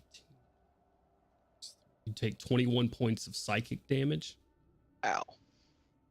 As the claw tightens its grip around you and you feel the nails pierce into your spinal column, stopping you and halting you in your tracks. You just hear a voice, terrible and cruel, behind you. I thought I smelled something tasty. You can see the mountain in front of you, the other side of your teleport, but something has grabbed you in the middle of the shadow. This is going to be a contested roll. Athletics. Hell yeah, his best one. A grapple is currently in these set of rules not an on-hit thing, but your choice of athletics or acrobatics. So, Right. roll an acrobatics check. Okay. I'm going to go ahead and let you know your DC. Might not matter. We'll see. Your DC is 13. I think a 28 beats it. Holy fuck. Roll 19 on the dice. Damn. You rip yourself away from it. I want you to make a dexterity saving throw to make it to the other side. Okay.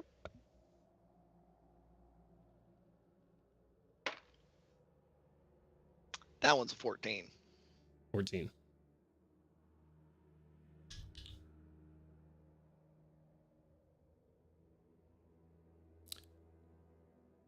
You make it to the other side, grabbing onto a rock. Something else grabs onto your foot and continues to try to pull you backwards. And as it does, that's where we're going to go on break. Yeah, fuck's sake.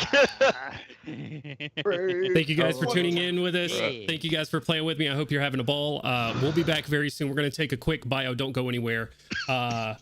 Indeed. Yeah, much love. Don't go anywhere. Press the follow button if you haven't yet. Bye.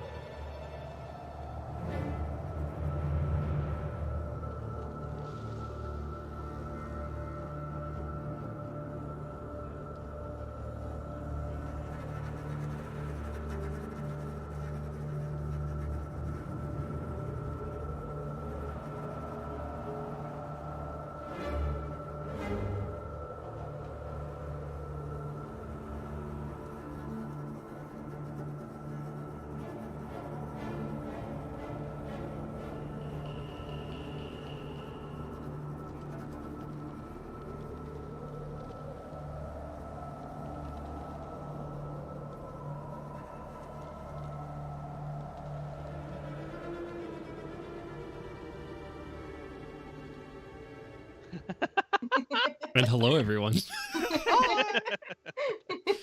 Welcome back to us and you. We're going to pick back up where we left off, which if you missed the first half of this wonderful session, Eberrron, our current BBEG, Kaushik's male parental unit, and Progenitor.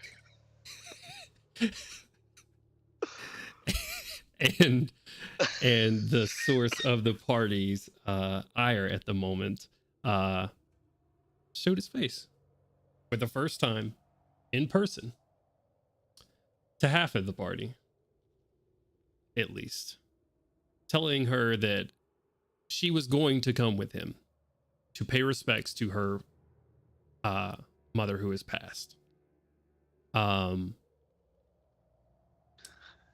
The party, after some pretty tense conversation and deliberation, white knuckling hammers and spells and staves, eventually Kaushik convinced them all that she would go and she would be fine. Or even if she wasn't, it's better than the alternative that would happen if she didn't go with him. So, God damn you all to hell. I'm gonna fucking start streaming Skype chat so y'all can fucking so y'all have to see what I have to keep a fucking straight face For your actions. when I'm trying to be big bad evil guy and the shit I have to see scroll by here. You don't have to be looking at Skype.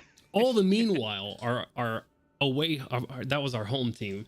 Kaushik eventually deciding to go with Eberrron, teleporting away from Farlnan to who knows where.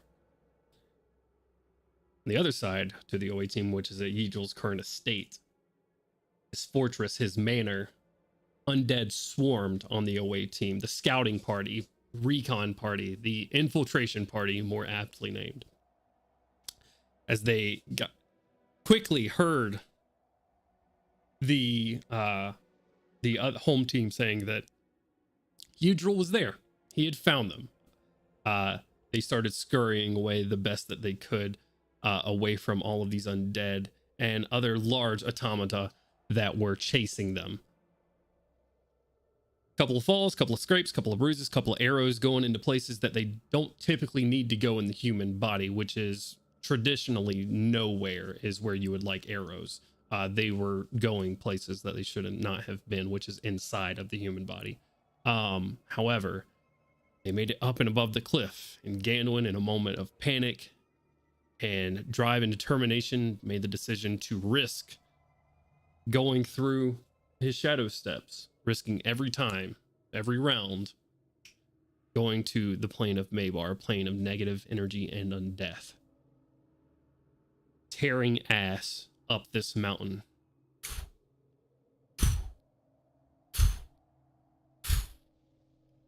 8 times you teleport without issue.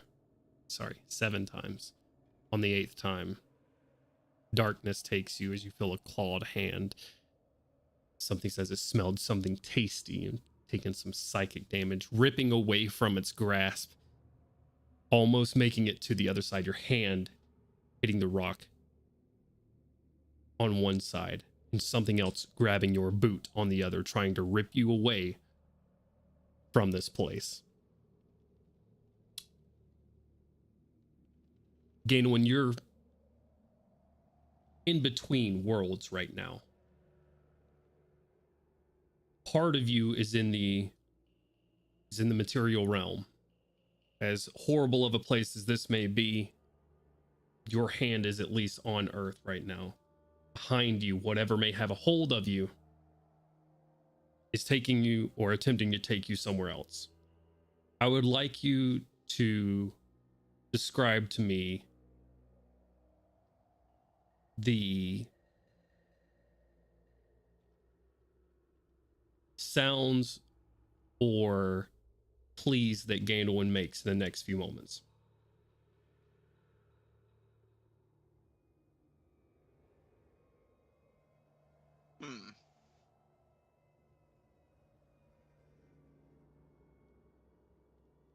I really don't know if there's any audible anything that he's saying this entire time since he got up there, and then every time being kind of amplified every time RTM is checking in with us and trying to see where we are, is just the string of thinking of that Yidril's there, he killed Melgrim, he's going to try to kill the rest of our friends, he's going to take Kaushik away, we owe Kaushik so much, he saved several of our lives multiple times, we can't let him take her, we can't let him take her, we can't let him take her.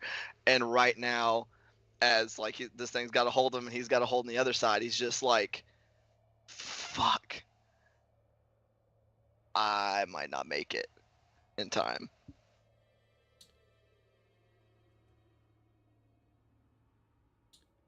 RTM. Well, no. You're thinking it, you're not saying it. Everyone.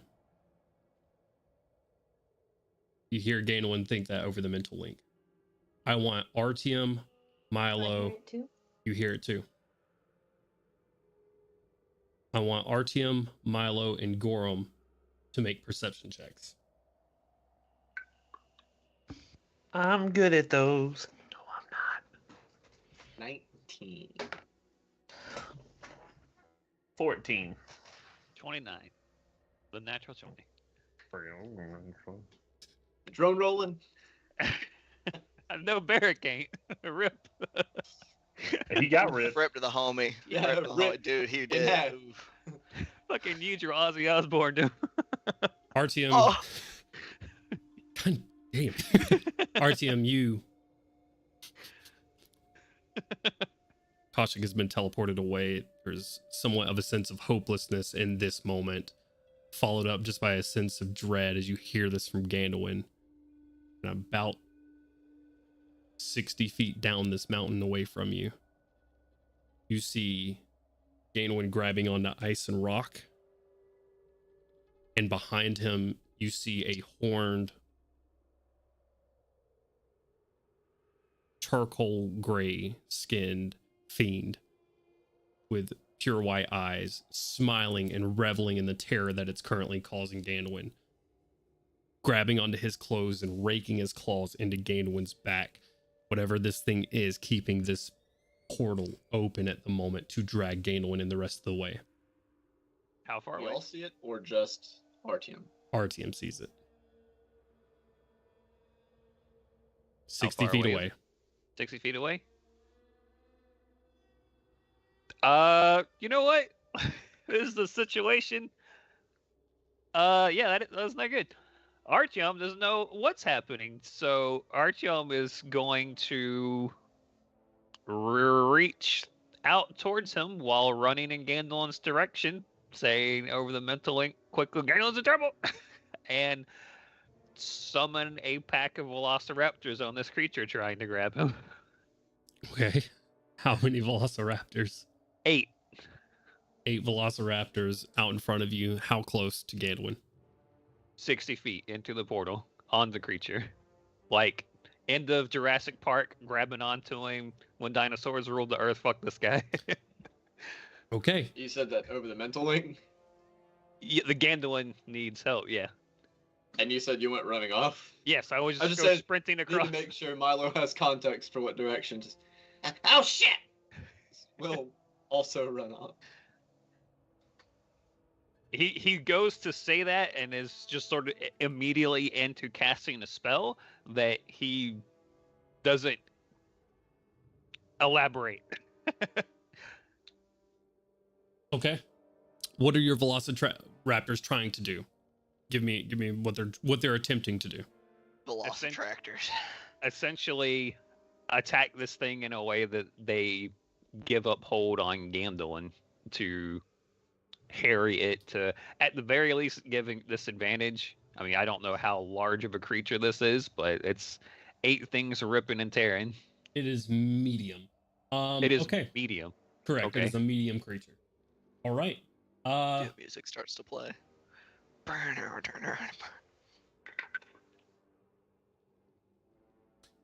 Give me called shots on this to rip Ganduin from its grasp. I'm assuming velociraptors have pack tactics. Yeah, I would probably give it to them with 8 of them being around one medium creature anyways. I would say called shots are a disadvantage. They have advantage. Give me a straight roll, and I'm gonna say it's gonna be their athletics versus this thing's. Let's see here. On the bright side, it's medium, so it's not a night walker, so that's good. No, you guys see this. It Yeah. is just charcoal gray, 2 like black horns extending from its head, curling back, and then just ragged black, like sort of shadow wings off of its back. Oh, I think I know what that is. Cool. That makes one of us. I'm pretty sure I know what that is. I could be wrong. I'm trying to see what their strength is real quick. No worries.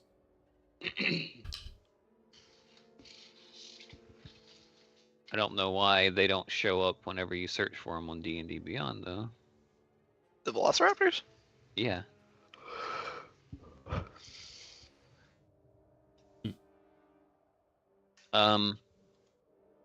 Oh shit, never mind. I see why I had it fucked up. I still had things checked for what has a burrow speed. I'm stupid. That's me being a dum-dum. All right. Tell me well, they that's not- can't dig? Bullshit. They're tractors, after all. Yeah, they're Velocitractors. And this is for all 8 of them? No, just one as a group. Oh, okay, one as a group. Yep. That's a 19 minus 2 for a 17. -2. Interesting. Yeah, they are not big. Oh, They're little fellas. they say, Okay. They start ripping into, like, trying to, at the very least, biting down and just ripping like shadow away from this thing as it starts clawing back. And let's see how much it cares about what it takes with it. Low Velociraptors, high Ganoin. That's fair. Very well.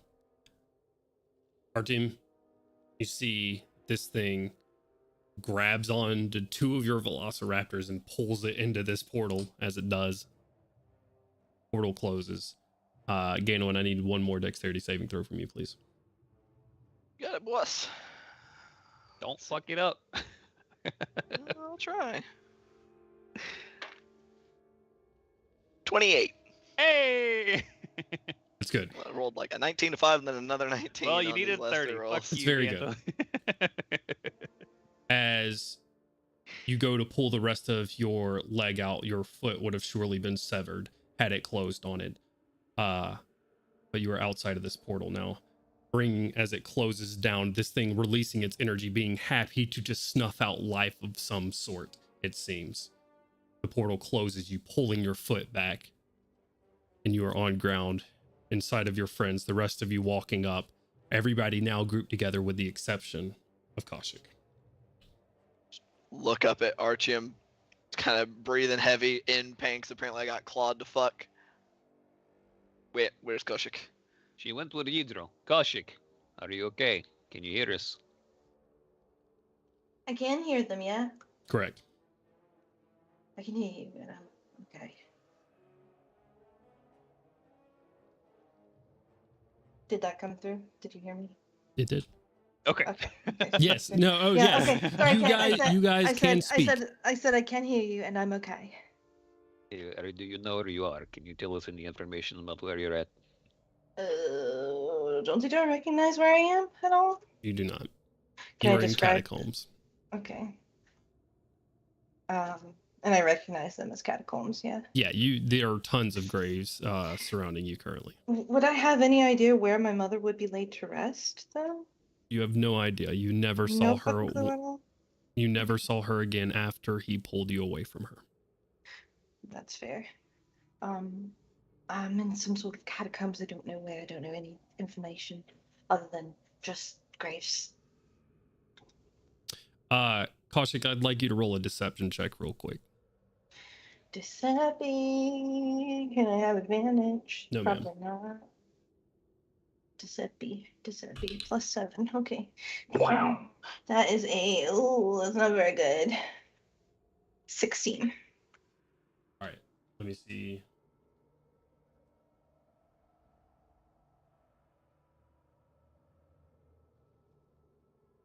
One second.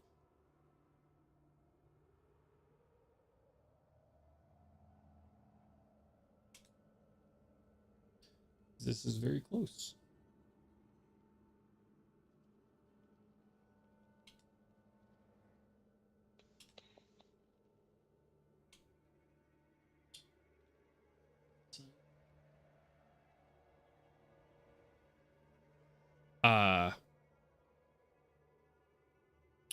As you're walking through, communicating with your friends, looking around,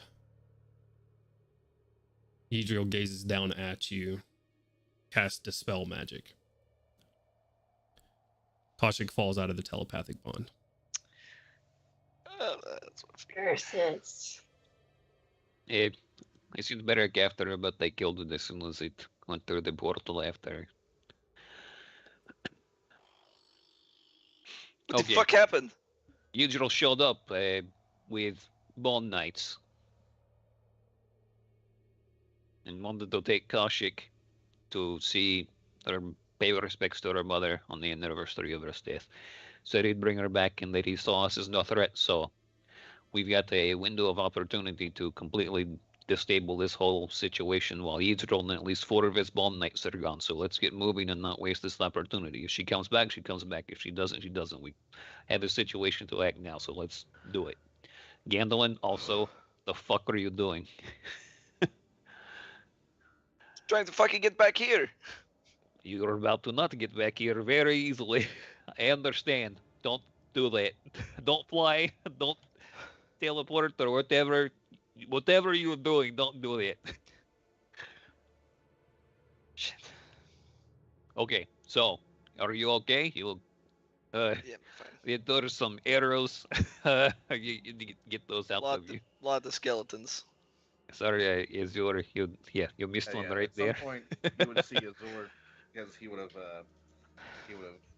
desummoned Mazur and resummoned him on him, so he could get back as fast as possible. You would just see Azor come back with how many ever arrows were still in him, because he didn't even give a fuck about that. He was just trying to get back. Like, oh yes. And then just at this point start pulling them out like, oh fuck. All right. DM, do we hear or see those big fucking things continue? Like, does it look like they made it at the top and are heading, like, continuing up to try to follow us? Give me a perception check.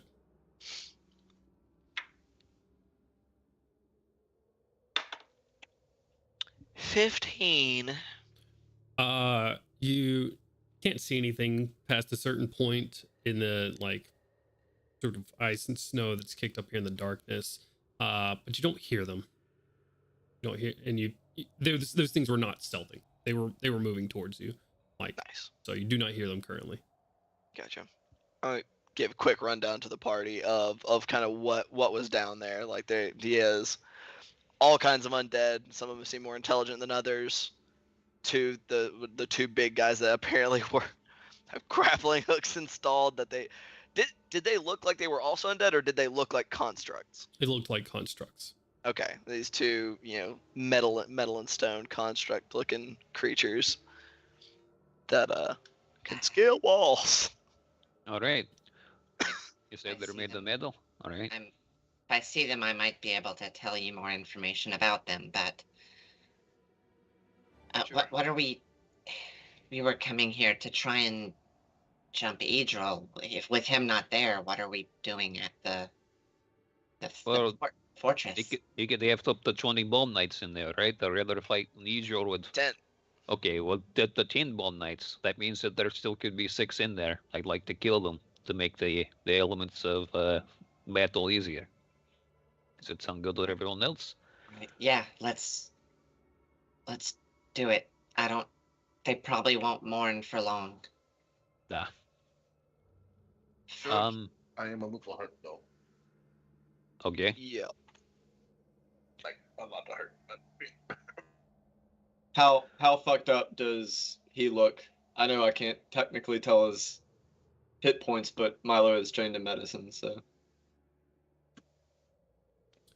Typically, I let you guys can say if you're under half or not. Do you look under half? Yeah. I do not look under half. Close to half-ish. Almost bloodied. Here. We need to move. And he's gonna run up and give him the pokey. Yeah, I- before your healer isn't gone. I need to try one thing before we do this that might give us a good, maybe an estimation of what this facility is. If I can commune with nature here, I might be able to at least see how deep this fortress goes to see when certain spells might be best utilized. So, take a quick minute, and I'm going to try and see how big this pickle is. Oh, I hate pickles. I thought you loved pickles. You will get back 13 whole hit points after having. Oof. Archeon throws a rock at Gandalf with an 18 on his attack roll. Just fuck you. He's like setting up his ritual. Hell. Fuck, man.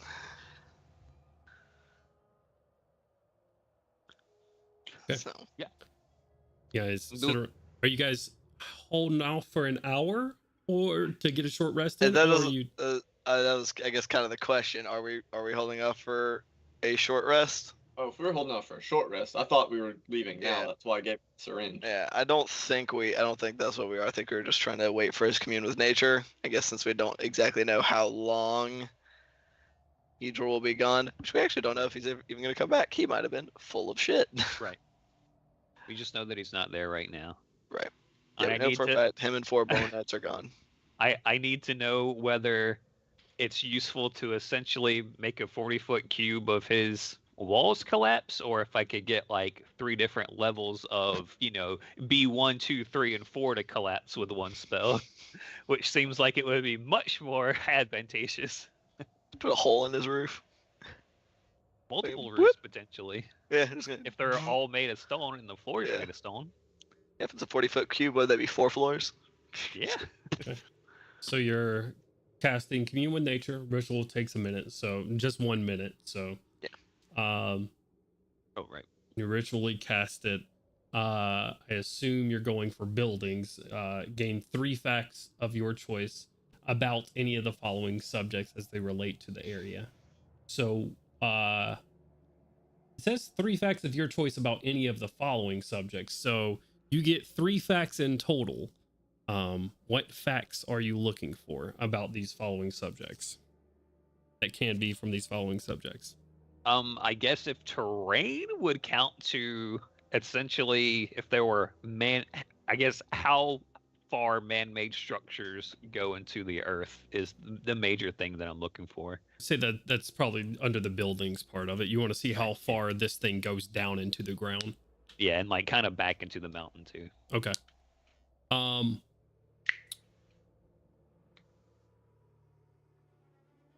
It extends a bit back into the mountain, not a significant amount, but just sort of like built in that way structurally into the mountain.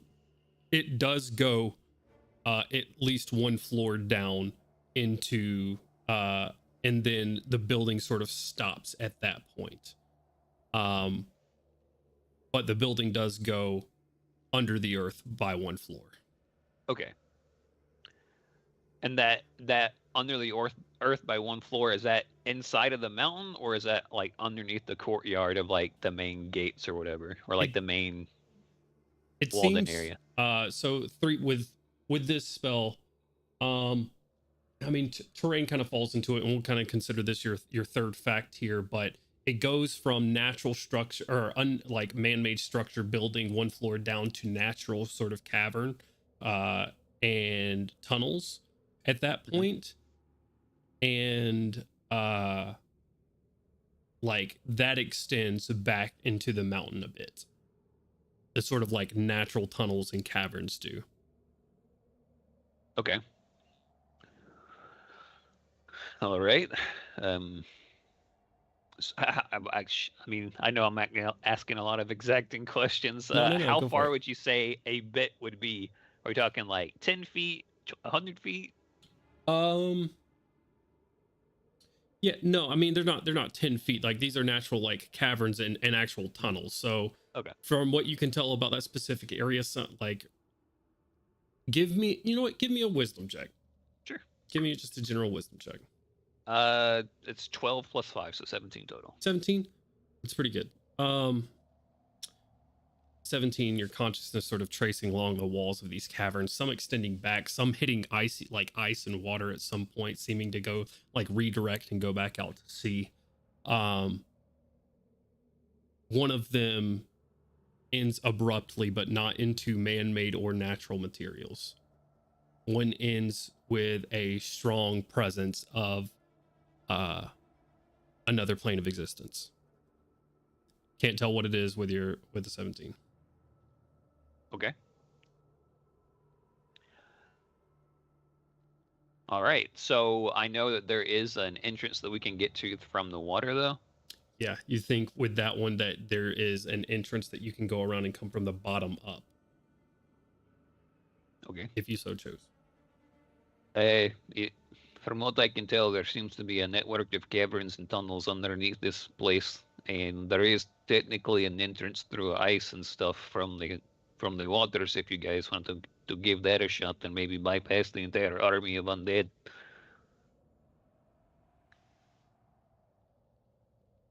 Well, they're on alert now, so it's not the worst idea. How close to the surface is it? How close to the surface is it, do you? Is what? I'm sorry. The underwater entrance. The entrance, I'll give you a roll for it. Sure. You guys are gonna have to get in maybe through ice, definitely through water for a bit of this tunnel before it raises back up and sort of curves back into the bottom of this area. You're gonna have to tread through about 20 feet of icy cold water. 20 feet of, yeah, about 20 feet of icy cold water. Full submersion? Yeah. I can cast some rudimentary spells while I'm shape-shifted into a creature, so I can go into one of those tusk-toothed creatures and flap around through the icy waters and shape the ice to make us a tunnel, and then tell you guys over the link whenever it is safe to come through, and you'll just have to come through as quickly as possible when we get to the other end. I don't know, Milo, can you do something to dry us off? Because cold will kill us here if we're not careful.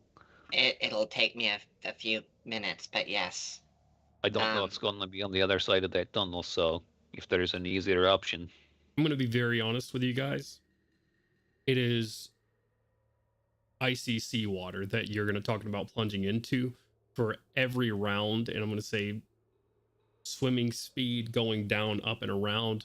We'll call it 2 rounds of movement. You're going to be risking 2 levels of exhaustion based off of Constitution saving throws. If you don't have either resistance to cold or a form that allows you to negate that.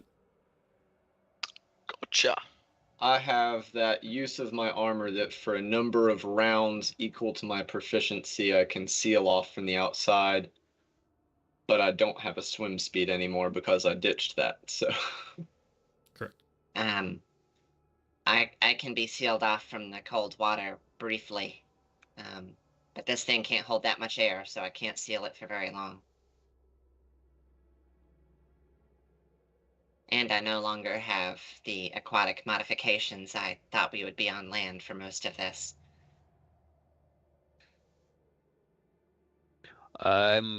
If you don't feel like we can make it through the water, I could try another idea, but it's going to be a lot. How close to the structure itself is the entrance to this underwater area? Like, is it just like within line of sight of the walls? Of the walls, it seems to be like tucked around, and actually on the other side of it, they sort of like spider out from underneath. So you would be on the northern side of the island, not quite in line of sight of the castle proper, as it's sat back in like an. It's not an alcove when you're talking about built into a fucking mountain. I can't think of the word for it, but it's like built into this triangle of mountain. So this would be off to like this side of it. Okay. If that makes sense. I was just going to speak up. As long as we can figure out some way to warm ourselves up, I can cast water breathing on all of us. All right. At least solves if we have to be fully submerged. If we want oxygen side of things. If we want to take our time with it, I might be able to make an ice tunnel that we could try to get the water out of and just walk down through the water. But that's time that we would have to waste. And I don't know how we would get the water out of it. I could try freezing individual sections of it and have people carry it and dump it into the ocean. It would take a while. It'd probably take an hour or two, I'd say, at best efforts. Not counting the time to get around to this location. Let's walk and talk. Can't pass it on we'll see. Yeah. Start making our way there. Okay, so you guys are stealthing up there? Yeah. If I can get stealth checks from everybody, please. Dirty 20. Is that with pass without a trace? Yep. Okay. Didn't roll great. With pass without a trace, at advantage, 43. 43, very nice. Is that the highest check we've had in the game so far? I'm not sure. That's the highest I can get with a natural 20, so. There you go. Yeah. Rolling at disadvantage with pass without trace, 24. 24. Dirty 20. Nice. Let's go. Hell yeah. I'm gonna roll for caution. Oh no. You fucker. Oh no. I shouldn't You're have. a bad man. She's not around, so. I mean, yeah. She's super not around. You're right. Do you have any type of dragon thing that you can do to like protect people from the ice or the cold waters or anything like that? Only for myself. But we go inside of the dragon. Using like it's like a. You get some very questioning looks from Dario. I guess it's not that big. If he was bigger, he could like swallow Weird us. question. What if you turned into like a big snake or something and ate everyone? See, Milo and me are on the same page. And then shapeshifted back. Well, I spit you out and then shapeshift back. Right. Would that work? I don't think it. I wouldn't be able to transform into anything after that, though. I probably only had a couple animals left in me, so if I did that, if I went down in Meadoway and then turned into a snake and I didn't die, because, I don't know how good you know about animals, but they are this thing called cold-blooded. They don't do very good in cold temperatures. I just used the snake as an example for something that could. Oh yeah, like just a big thing that could swallow you. Yeah. Right. What's Artyom thinks of the thing with the biggest head that he could turn into. I'm gonna Artyom thinks about swallowing this many people and the size of creature that it would take, and you think that you probably wouldn't be able to get through any sort of tunnel being that What about big. like multiple trips? Name the animal. Name the animal that can swallow a medium creature and still get through at max a 10-foot in diameter cavern. Giant toad. I don't have to swallow them. No. It's just Well, keep be that like as a giant hamster. Just I could killer whale. I don't know. Just killer whales are huge. Are they? Fuck. I'd have to make a big hole in. Big toad. Yeah, I could do a giant toad. Again, not super great in the cold. You can't reduce any acid damage that they're gonna take. That's stomach acid. What if we're just right in the mouth, just like trying not to swallow us? We're just... Oh god. Yeah, I don't know how. How? Might be a bad idea. If I just turned into an earth elemental and I do have a burrow speed, and I know it's like the earth glides, so you just sort of like transfer through the rock. But is there any way I could just go fucking burrow mode and just start graboiding the hole? I mean, you could smash a hole into like making it way. It's not going to be quiet. Subtle. Yeah. Not at all. Subtle. Nice. Guys, we need about maybe some pickaxes. Yeah, we'll be in there by morning. Yeah. So We have an expert on the matter right here. points to Gore. Need some mining done. You see you pull out the miner helmet with the candle on top. It's like a gleam in his eye, like mining, you say? Oh God, rock and stone. Am I right? Phil? Rock and stone, brother. I can soften the earth a little if we're gonna do tunneling, but I don't. It doesn't sound very efficient. Yeah, all of this might be completely irrelevant, but depending on what we see the situation is once we get down there, just as an aside. I Right. might be able to conjure some giant toads to try and ferry people through there a couple of times, but they might not survive the first trip, so you have to take the most vulnerable people first. I won't need it. I can probably make it through. I'm sorry, I might have asked this question like a hunt. How far down is it? I think 20 so, like 20 feet. 20 feet down. 20 feet down. And how big of an area is it? The tunnel itself, Like the width once you get into the tunnel past the ice? 10 feet. 10 feet. Okay, so even that part is 10 feet. All right. And how long does it go before it seems to go into anything else? It raises up after about 20 feet. So in total, you have 40 feet of like down and up and through until you raise onto underground land. Okay. Well, conjuring those things would make it cost a 5th level spell in any case, so I might as well just fucking transmute rock and we'll just fucking rock slide in there, baby. Let's go. Or mud slide in there. Is the whole tunnel filled with water? It's not just like the mouth of it. Just the mouth. Okay, because then it slopes up. Correct. Yep. Yeah, if we could cheat our way into the dry part. Do you have a good guesstimate with your commune with nature about where it's at? Okay.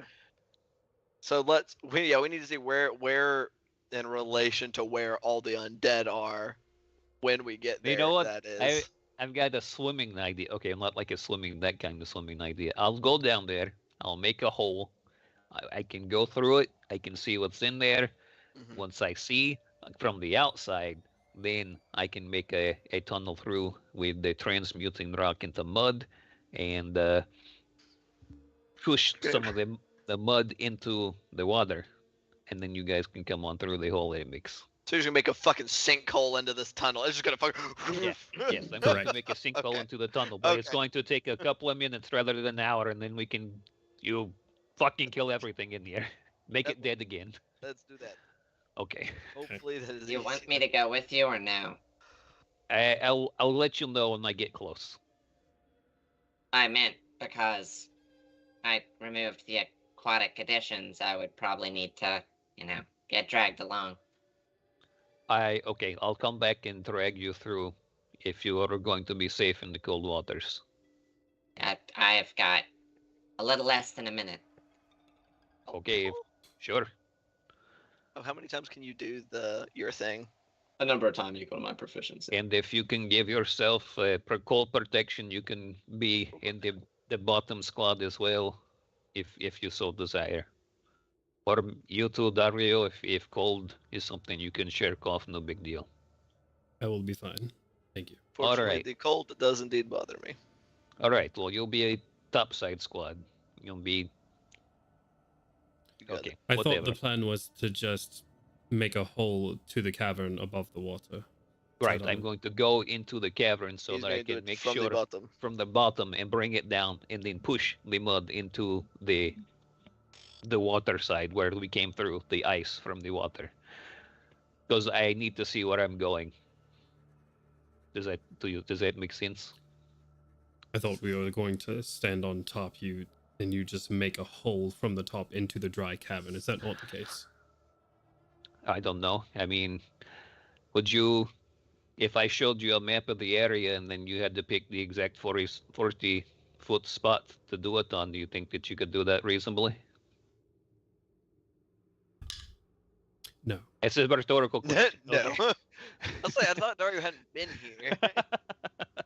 I just say that dice roll traitor been Actually, here before. hold on. This could be an ace in the hole. D&D Beyond. Let me see. What is this? D&D Beyond. It's D&D.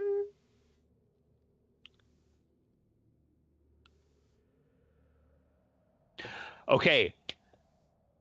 I might be able to do that, actually. I am an Outlander, and my feature is Wanderer. You have an excellent memory for maps and geography. You can always tell the general layout of terrain, settlements, and other features around you. In addition, you can find food and fresh water for yourself and 5 other people a day, provided the land offers, blah, blah, blah.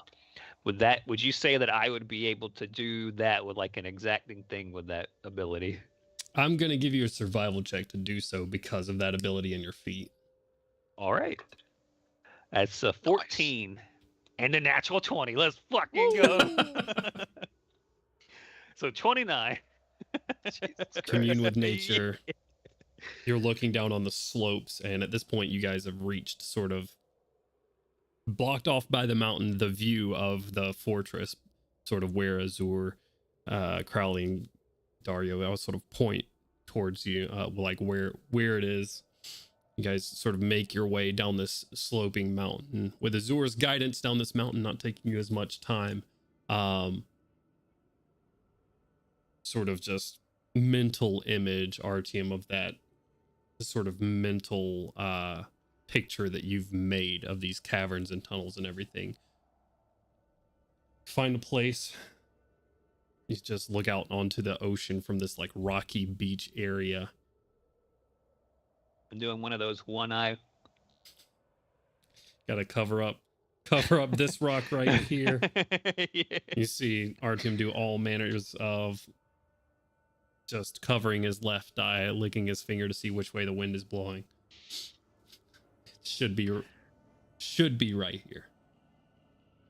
You would guess. I will guess with a 5th level spell slot. Damn, that's unfortunate for you. No.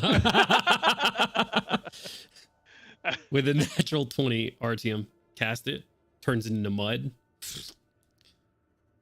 20-foot drop down into a icy, damp cavern. Just the smell of like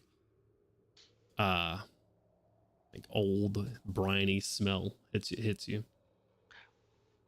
On our way to where he dropped this down, did we have line of sight of the building itself? It depends. Did you want to get line of sight?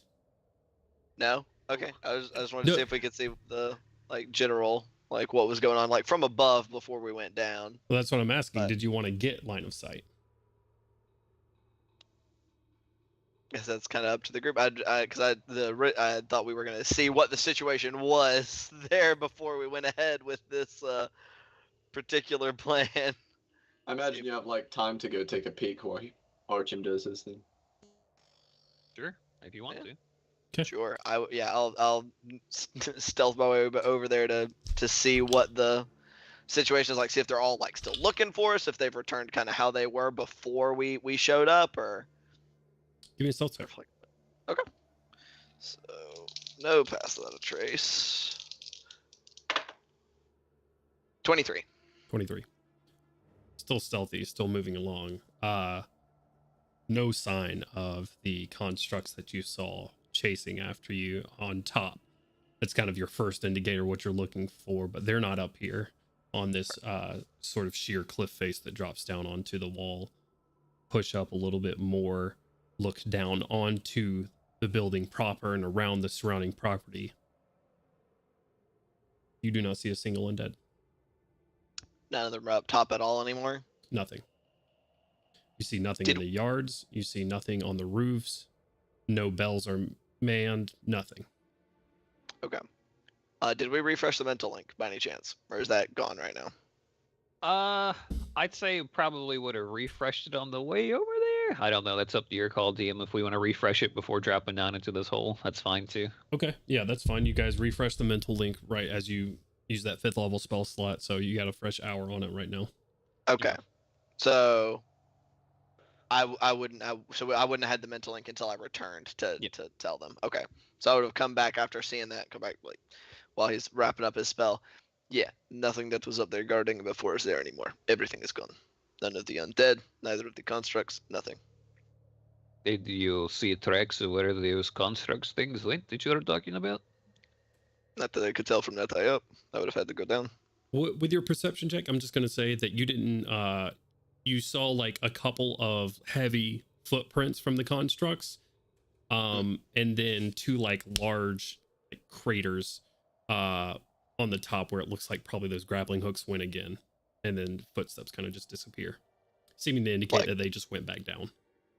Yeah, it looks like they just returned back down from the top of the cliff. I don't know where any of them went. They may be spreading out looking on the island for us, not over here, clearly. Or they may have all gone inside. I can only assume that while Yidril doesn't find us a threat to himself or his overall plans, he may have sent some kind of communication to whoever is still here. That we're around. Or this is a trap, and he didn't want to waste any of his resources when he kills all of us in some kind of magical explosion. I know nothing about magic. I will assume that is possible. Milo, do you know how to check to see if there's like a big magical bomb in the area or something like that? And I don't have the tools to detect it. If we did find one, I could tell you all about it. Kind of taps his goggles. Yeah, I think if we found, I think if we found one, that would be bad. It would be too late. Like a magical Geiger counter in this world. Looking for a dirty bomb. Translation on that is Milo does not have detect magic. Right. Let's take a minute. I'll try to commute with nature to find out where are the undead at. Where did they go? Sure. If none of them are here, we need to fucking go. How long does it take to commune with nature? It's ritually casting it, so.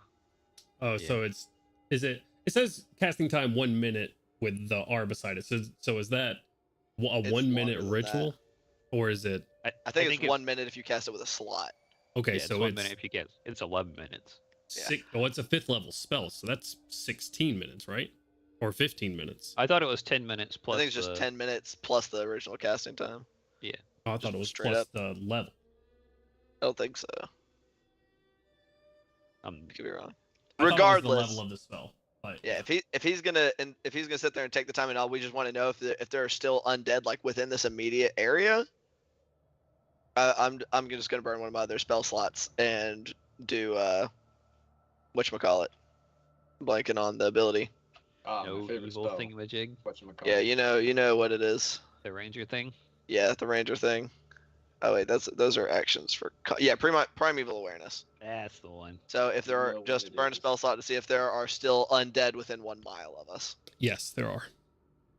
Aside from Dario. God fucking damn it! Roll a wisdom. roll a wisdom check.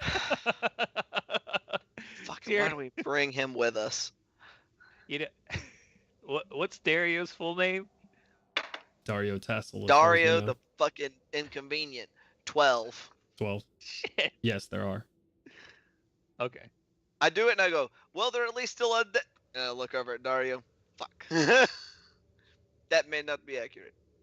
But there's quite possible there are undead still around here. And probably inside. But I don't know. Technically correct. Yep, which is really unfortunate. Damn, it's a shame that the person that can see undead is gone. Well, you went through a portal. Damn. Damn, that's crazy. Why is your dad such a dick, Kashik? God. Oh, my dad. What was that? Azure. Oh, nothing. Just said damn, Daniel. Damn. Who is Daniel? What are you guys doing? Richly casting this shit. Okay, Fuck. virtually cast. 15 minutes later, get commune with nature. What are you trying to figure out? Undead stuff. Terrain and bodies, water, prevalent plants, materials, powerful celestials, fey fiends, elementals, or undead. Influence from other planes of existence and buildings. Powerful undead. Within how 3 miles?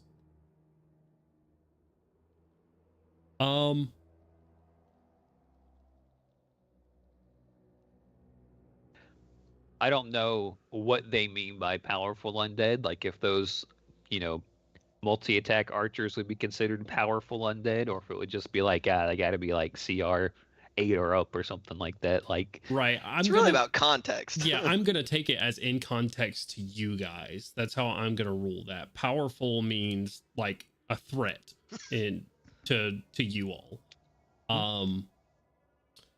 Which you do sense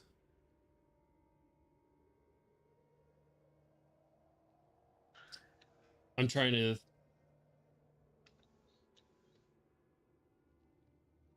give me a wisdom check, RTM. Just D20 Sure. plus your wisdom. that is 15 total. 10 plus 5. 15. There's a fairly powerful undead right beside you. There is also one further out to sea at the moment. There is none that you detect within the fortress itself at the moment. But I am under the influence that there is not going to be, most of those undead won't kind of show up on my radar, as it were. Correct. You would know that this, like, I'll say, yeah, no, because alone these things are not powerful undead. So, but you would know that if they are not incredibly strong, that they're not going to pull up for you. Okay. What's the range on Commune with Nature? 3 miles. 3 miles? Correct. And there's some powerful undead out at sea. That's what he detected. Within 3 miles. Correct. 3 miles. Considering what we know about the seaborne undead that are scary about this island, I don't like that. Was it a singular undead? It was a powerful undead. Just okay. But just one ping? Turtle, dragon, That's what you turtle, got. dragon, turtle. Oh no. And how many did you say that were inside the fortress area? I didn't. Oh. we don't detect. You detected Dario and whatever the fuck was in the ocean. Oh, okay. That's it for powerful undead. There still could be plenty of undead inside the fortress, but I didn't detect anything of great power in there. I can't really detect anything of sort of lesser power, so yeah. Shall we? We already burned through a lot of time. Yeah, well, if we get in there and there's nothing there, then there's nothing there. If we get in there and there's something there, that's why we're here anyway. Yep. Okay. Yeah. Let's go. Jump down. Well, let's say with Mazzoth summoned and Bursty summoned, you can't really ride them in this tunnel, but they can come down and walk in this tunnel currently. Sick. Throw up, pass without a trace. I thought you just said throw up. I just vomit projectiles everywhere. Pass without a trace. If we're getting a group stealth check, then let's see that, please. Hey, much better. Wow, that is literally the worst I could roll with advantage. And rolled a 1 and a 2. 25. That's not the worst. It could be a 1 and a 1. Sometimes Almost having the worst. disadvantage fucking sucks. I just dropped a 19 for an 8 on the dice. That's rough. Dirty 20. 28. 37. I'll roll for caustic. God damn So- you. What are you doing, Clint? Do the So- job.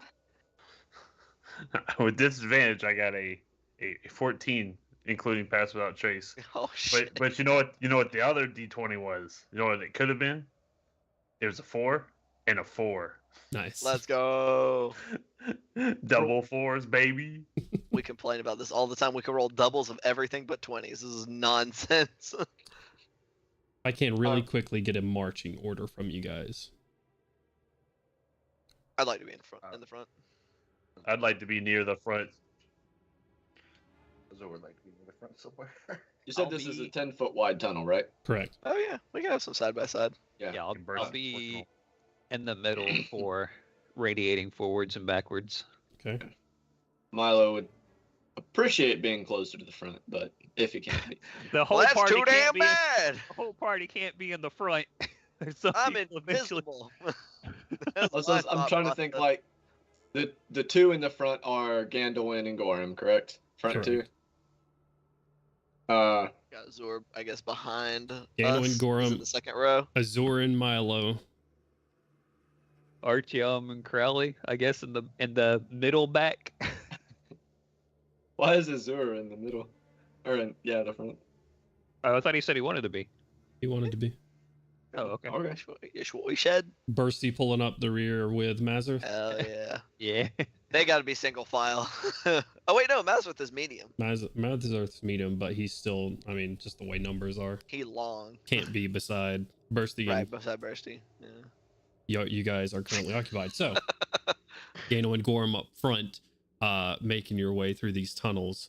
They go for a bit, a couple 100 feet or so, it seems, curving first into the mountain, but then you come up to a split, one that sort of naturally seems to drift off and down into the mountain, one that seems to sort of curve back in towards the fortress. Following the way that you need to go, assuming that you guys aren't going to divert course, make your way up, and eventually this natural cavern sort of ends into a fairly large room. If I can get Ganowin and Gorham to roll a couple of perception checks for me. Go ahead, boss.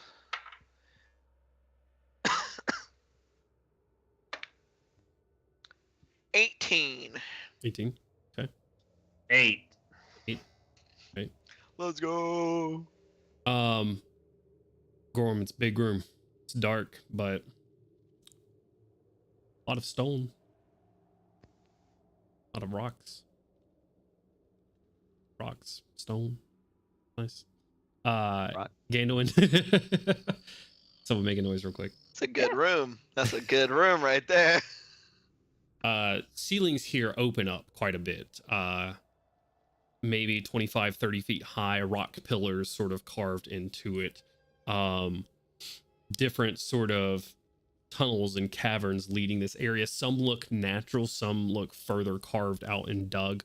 With that perception check, I'm going to say that you see quite a bit of... What was your total again? 18. 18? Give me a wisdom check real quick. D20 plus your wisdom. That is cocked, unfortunately.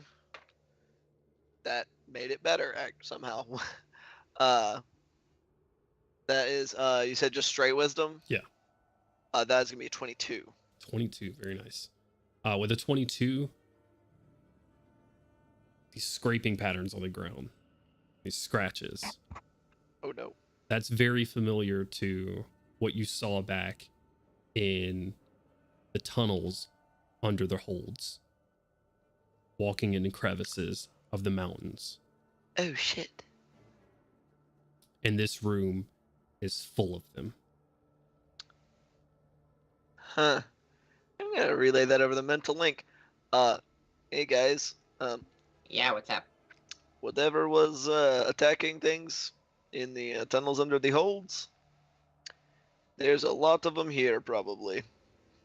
What was attacking things in the tunnels and the holds? We never found them. It was those big worms that tried to eat Koshik. And remember we found all those like scratches and things going in and out of like the cracks and crevices like near the attack sites, as well as just kind of around. Yeah, there's a fuckload of those exact same scratches and things here. Okay. In this cavern. So probably bad shit is in here. Well, if it's the same thing, that also lends itself to the idea that Edril was behind that as well. You know, I was about to ask a question that unfortunately only Kasha can answer, so fuck. Oh no, terrible bad things in this place. I would never would have guessed it. I just meaning there are probably things that are alive down here. Yeah, that's good. I assume. I guess it could have been undead. I don't know. Milo use knowledge nature to get any information about what caused it. I would actually say give me. This is like with tracks and stuff like that. I'd say it's more of a survival check. Trying to kind of like match footprints up to something. Milo's not trained in survival, so if he can't tell it from knowledge nature, he's not even gonna. Give me a knowledge nature check real quick, Milo. But I'm gonna say with where you at, you're kind of in behind Ganwin and Gorham. You're gonna have to step up forward into this room before you make that check. So I would like to make one, but I would like to give myself disadvantage because I think it would be probably on the rare side that Archim would know about subterranean creatures. Okay. Before you guys announce that check, Ganwin and Gorham, other than that and sort of these tracks on the ground, you don't see any movement or anything in here.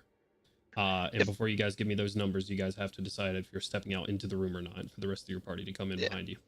I was gonna say, yeah, if it looks like they're wanting to step in to look at this stuff, I would be stepping farther out to keep an eye out for anything coming like towards where we are emerging from. You emerge, just keeping your sort of same perception checks. Gorham's still a lot of rock and stone in this area. Gandalwin on an 18, you don't see anything moving. Several crevices, natural, some look fairly more like chiseled out and hewn. Looks like maybe like especially one in the far back of the room off to your right that looks to go down and further back into the mountain looks to be chiseled out wide enough, wider than this tunnel is itself. It's probably about 25 to 30 feet wide and about 15 feet tall. Like fairly massive in its size. So you guys walk in, the rest of you, what's that knowledge nature check? Survival check? Survival check for RTM, knowledge nature for Milo. See if I can actually roll in double digits. Jesus Christ. 18 total for me. 18 total. 17. 17. Both of you sort of getting together. It doesn't look like any sort of natural creatures made these. This does not look like an animal. There is a section down here in the caves that kind of goes off to what might have been a different plane, so there could be some kind of extra planar creatures in this area, so it might not be very natural. Yeah, whatever it is, I don't recognize it from any of my studies. On the far end of the room, you guys see a staircase leading up, sort of, I say natural built into from the stone of the walls that leads up to a door. And you see just on these stone supports the bottom foundation of the manor above you. Less time spent down here, the better then. I don't really see any benefit of sticking around. Okay. Make our way up to that door? There Question mark? Kind of keeping with our... Go ahead. I'd like to go up to that door, like kind of get ahead and see if I can hear anything on the other side before we try to open it. Listen real close. Roll a perception check for me. Yeah. All right. I fucking rolls are on fire tonight. 19 plus 9. Very nice. 19 plus 9. Not on the direct floor above you. Very distant. Somewhere in the house, sort of echoing. You hear whistling. Like a tune.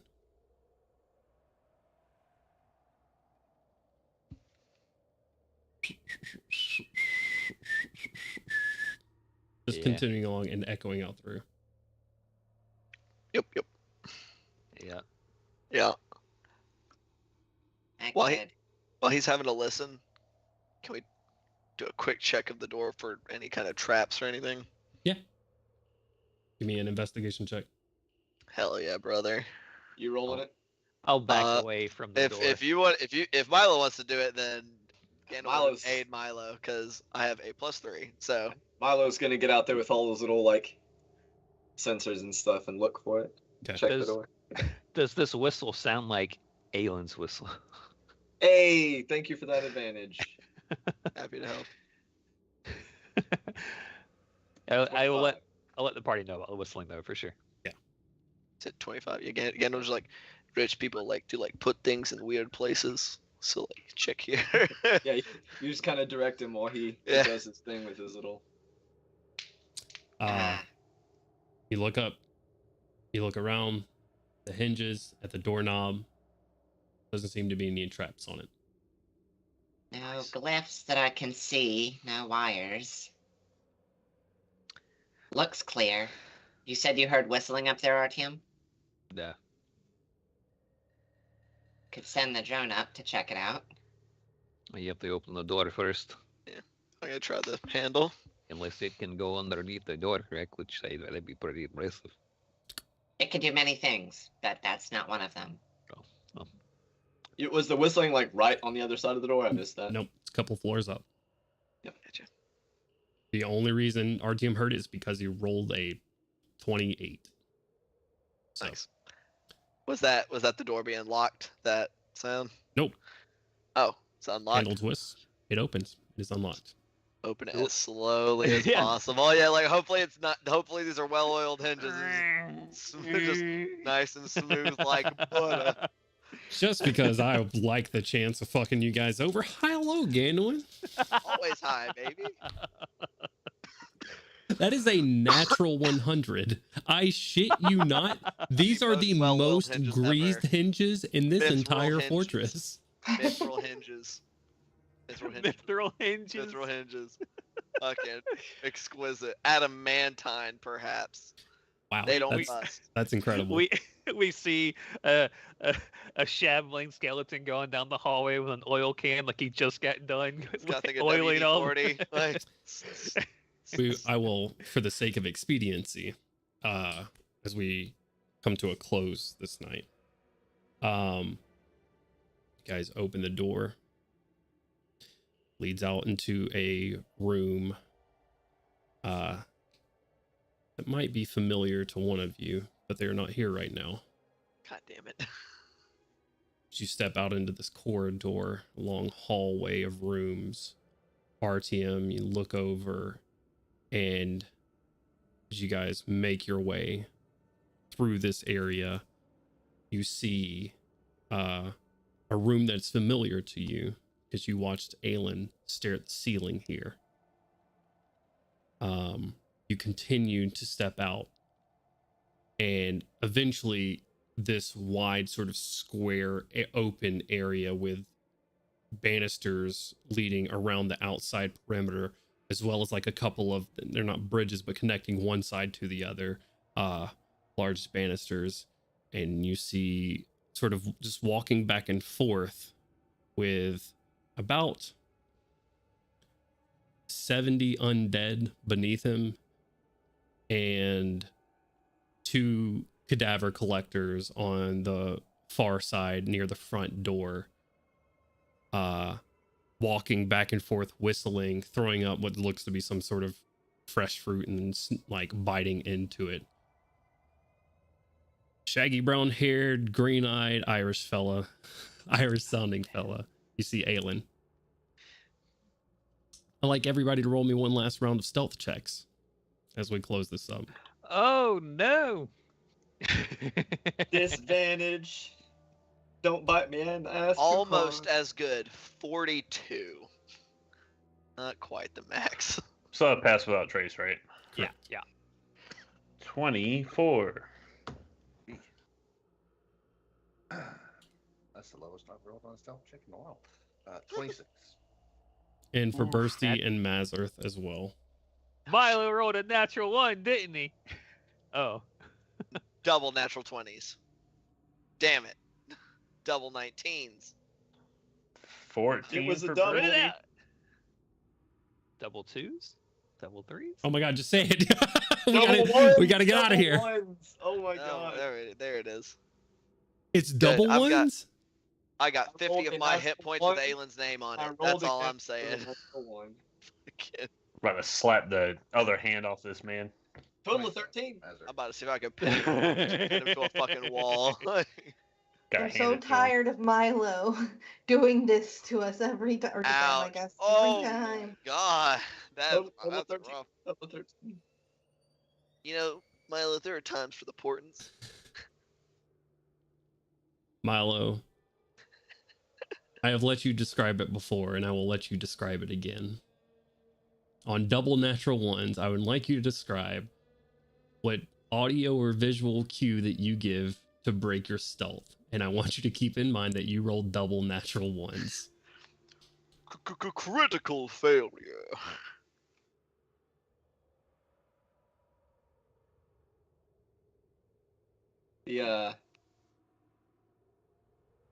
They're creeping forward. The clanking completely nullified by the pass without trace.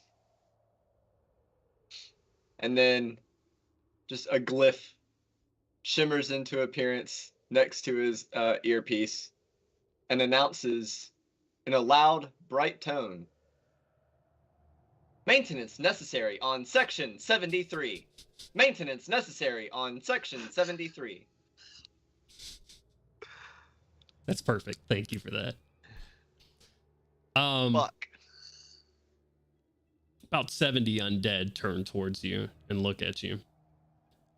And Aelin stops, looks down on you from 2 floors up, says, was wondering when you were going to get here. What took you so long? That's where we're going to end tonight's session. Hey. Boy, he better hope he's more than fucking 300 feet away. You better hope that fucking hand is on tight. Thank you guys for playing with me. Thank you guys for joining us. I had a blast. We are going to call the session there for today. However, just so you know, we are Hard Not Dice. We stream every Monday and Saturday. Mondays on- we have our Ghost of Saltmarsh campaign. Indeed, we do. Tune in next week for our last session. That's fine. It's only 70. That's not that bad. Ghost of Saltmarsh campaign is DM'd by your boy Ian at FearDLA at That's me. Ian on Twitter. That is still me. I can't do it, Jonesy. Go ahead. 7 p.m. Eastern Standard Time on Mondays. Come catch us stream Ghost the Saltmarsh, where we have me and a couple of other these fellows and another Jacob there, as we have stepped into a mad scientist laboratory trying to save Julian's brother. And there are some monstrous creations here, and I am terrified. So we'll see how this goes. Yeah, come catch us do this. And then on Saturdays, we do this right here across Eberron, where you can see all these wonderful faces that you just saw today. I will give you guys a heads up. We'll still be streaming. Well, I guess it's like a 3-week heads up, but nonetheless, on October 1st, which is not next week, not the week after that, but the week after that, we will not be streaming. So we will have people missing on that day. And then also on, this is way too in advance, but I'm going to go ahead and announce it anyways. What Monday is it that we're missing Ghost of Saltmarsh? Is it the 10th? I think so. I think it's the 10th. It doesn't matter. I'll announce it like 5 more times probably. Yeah.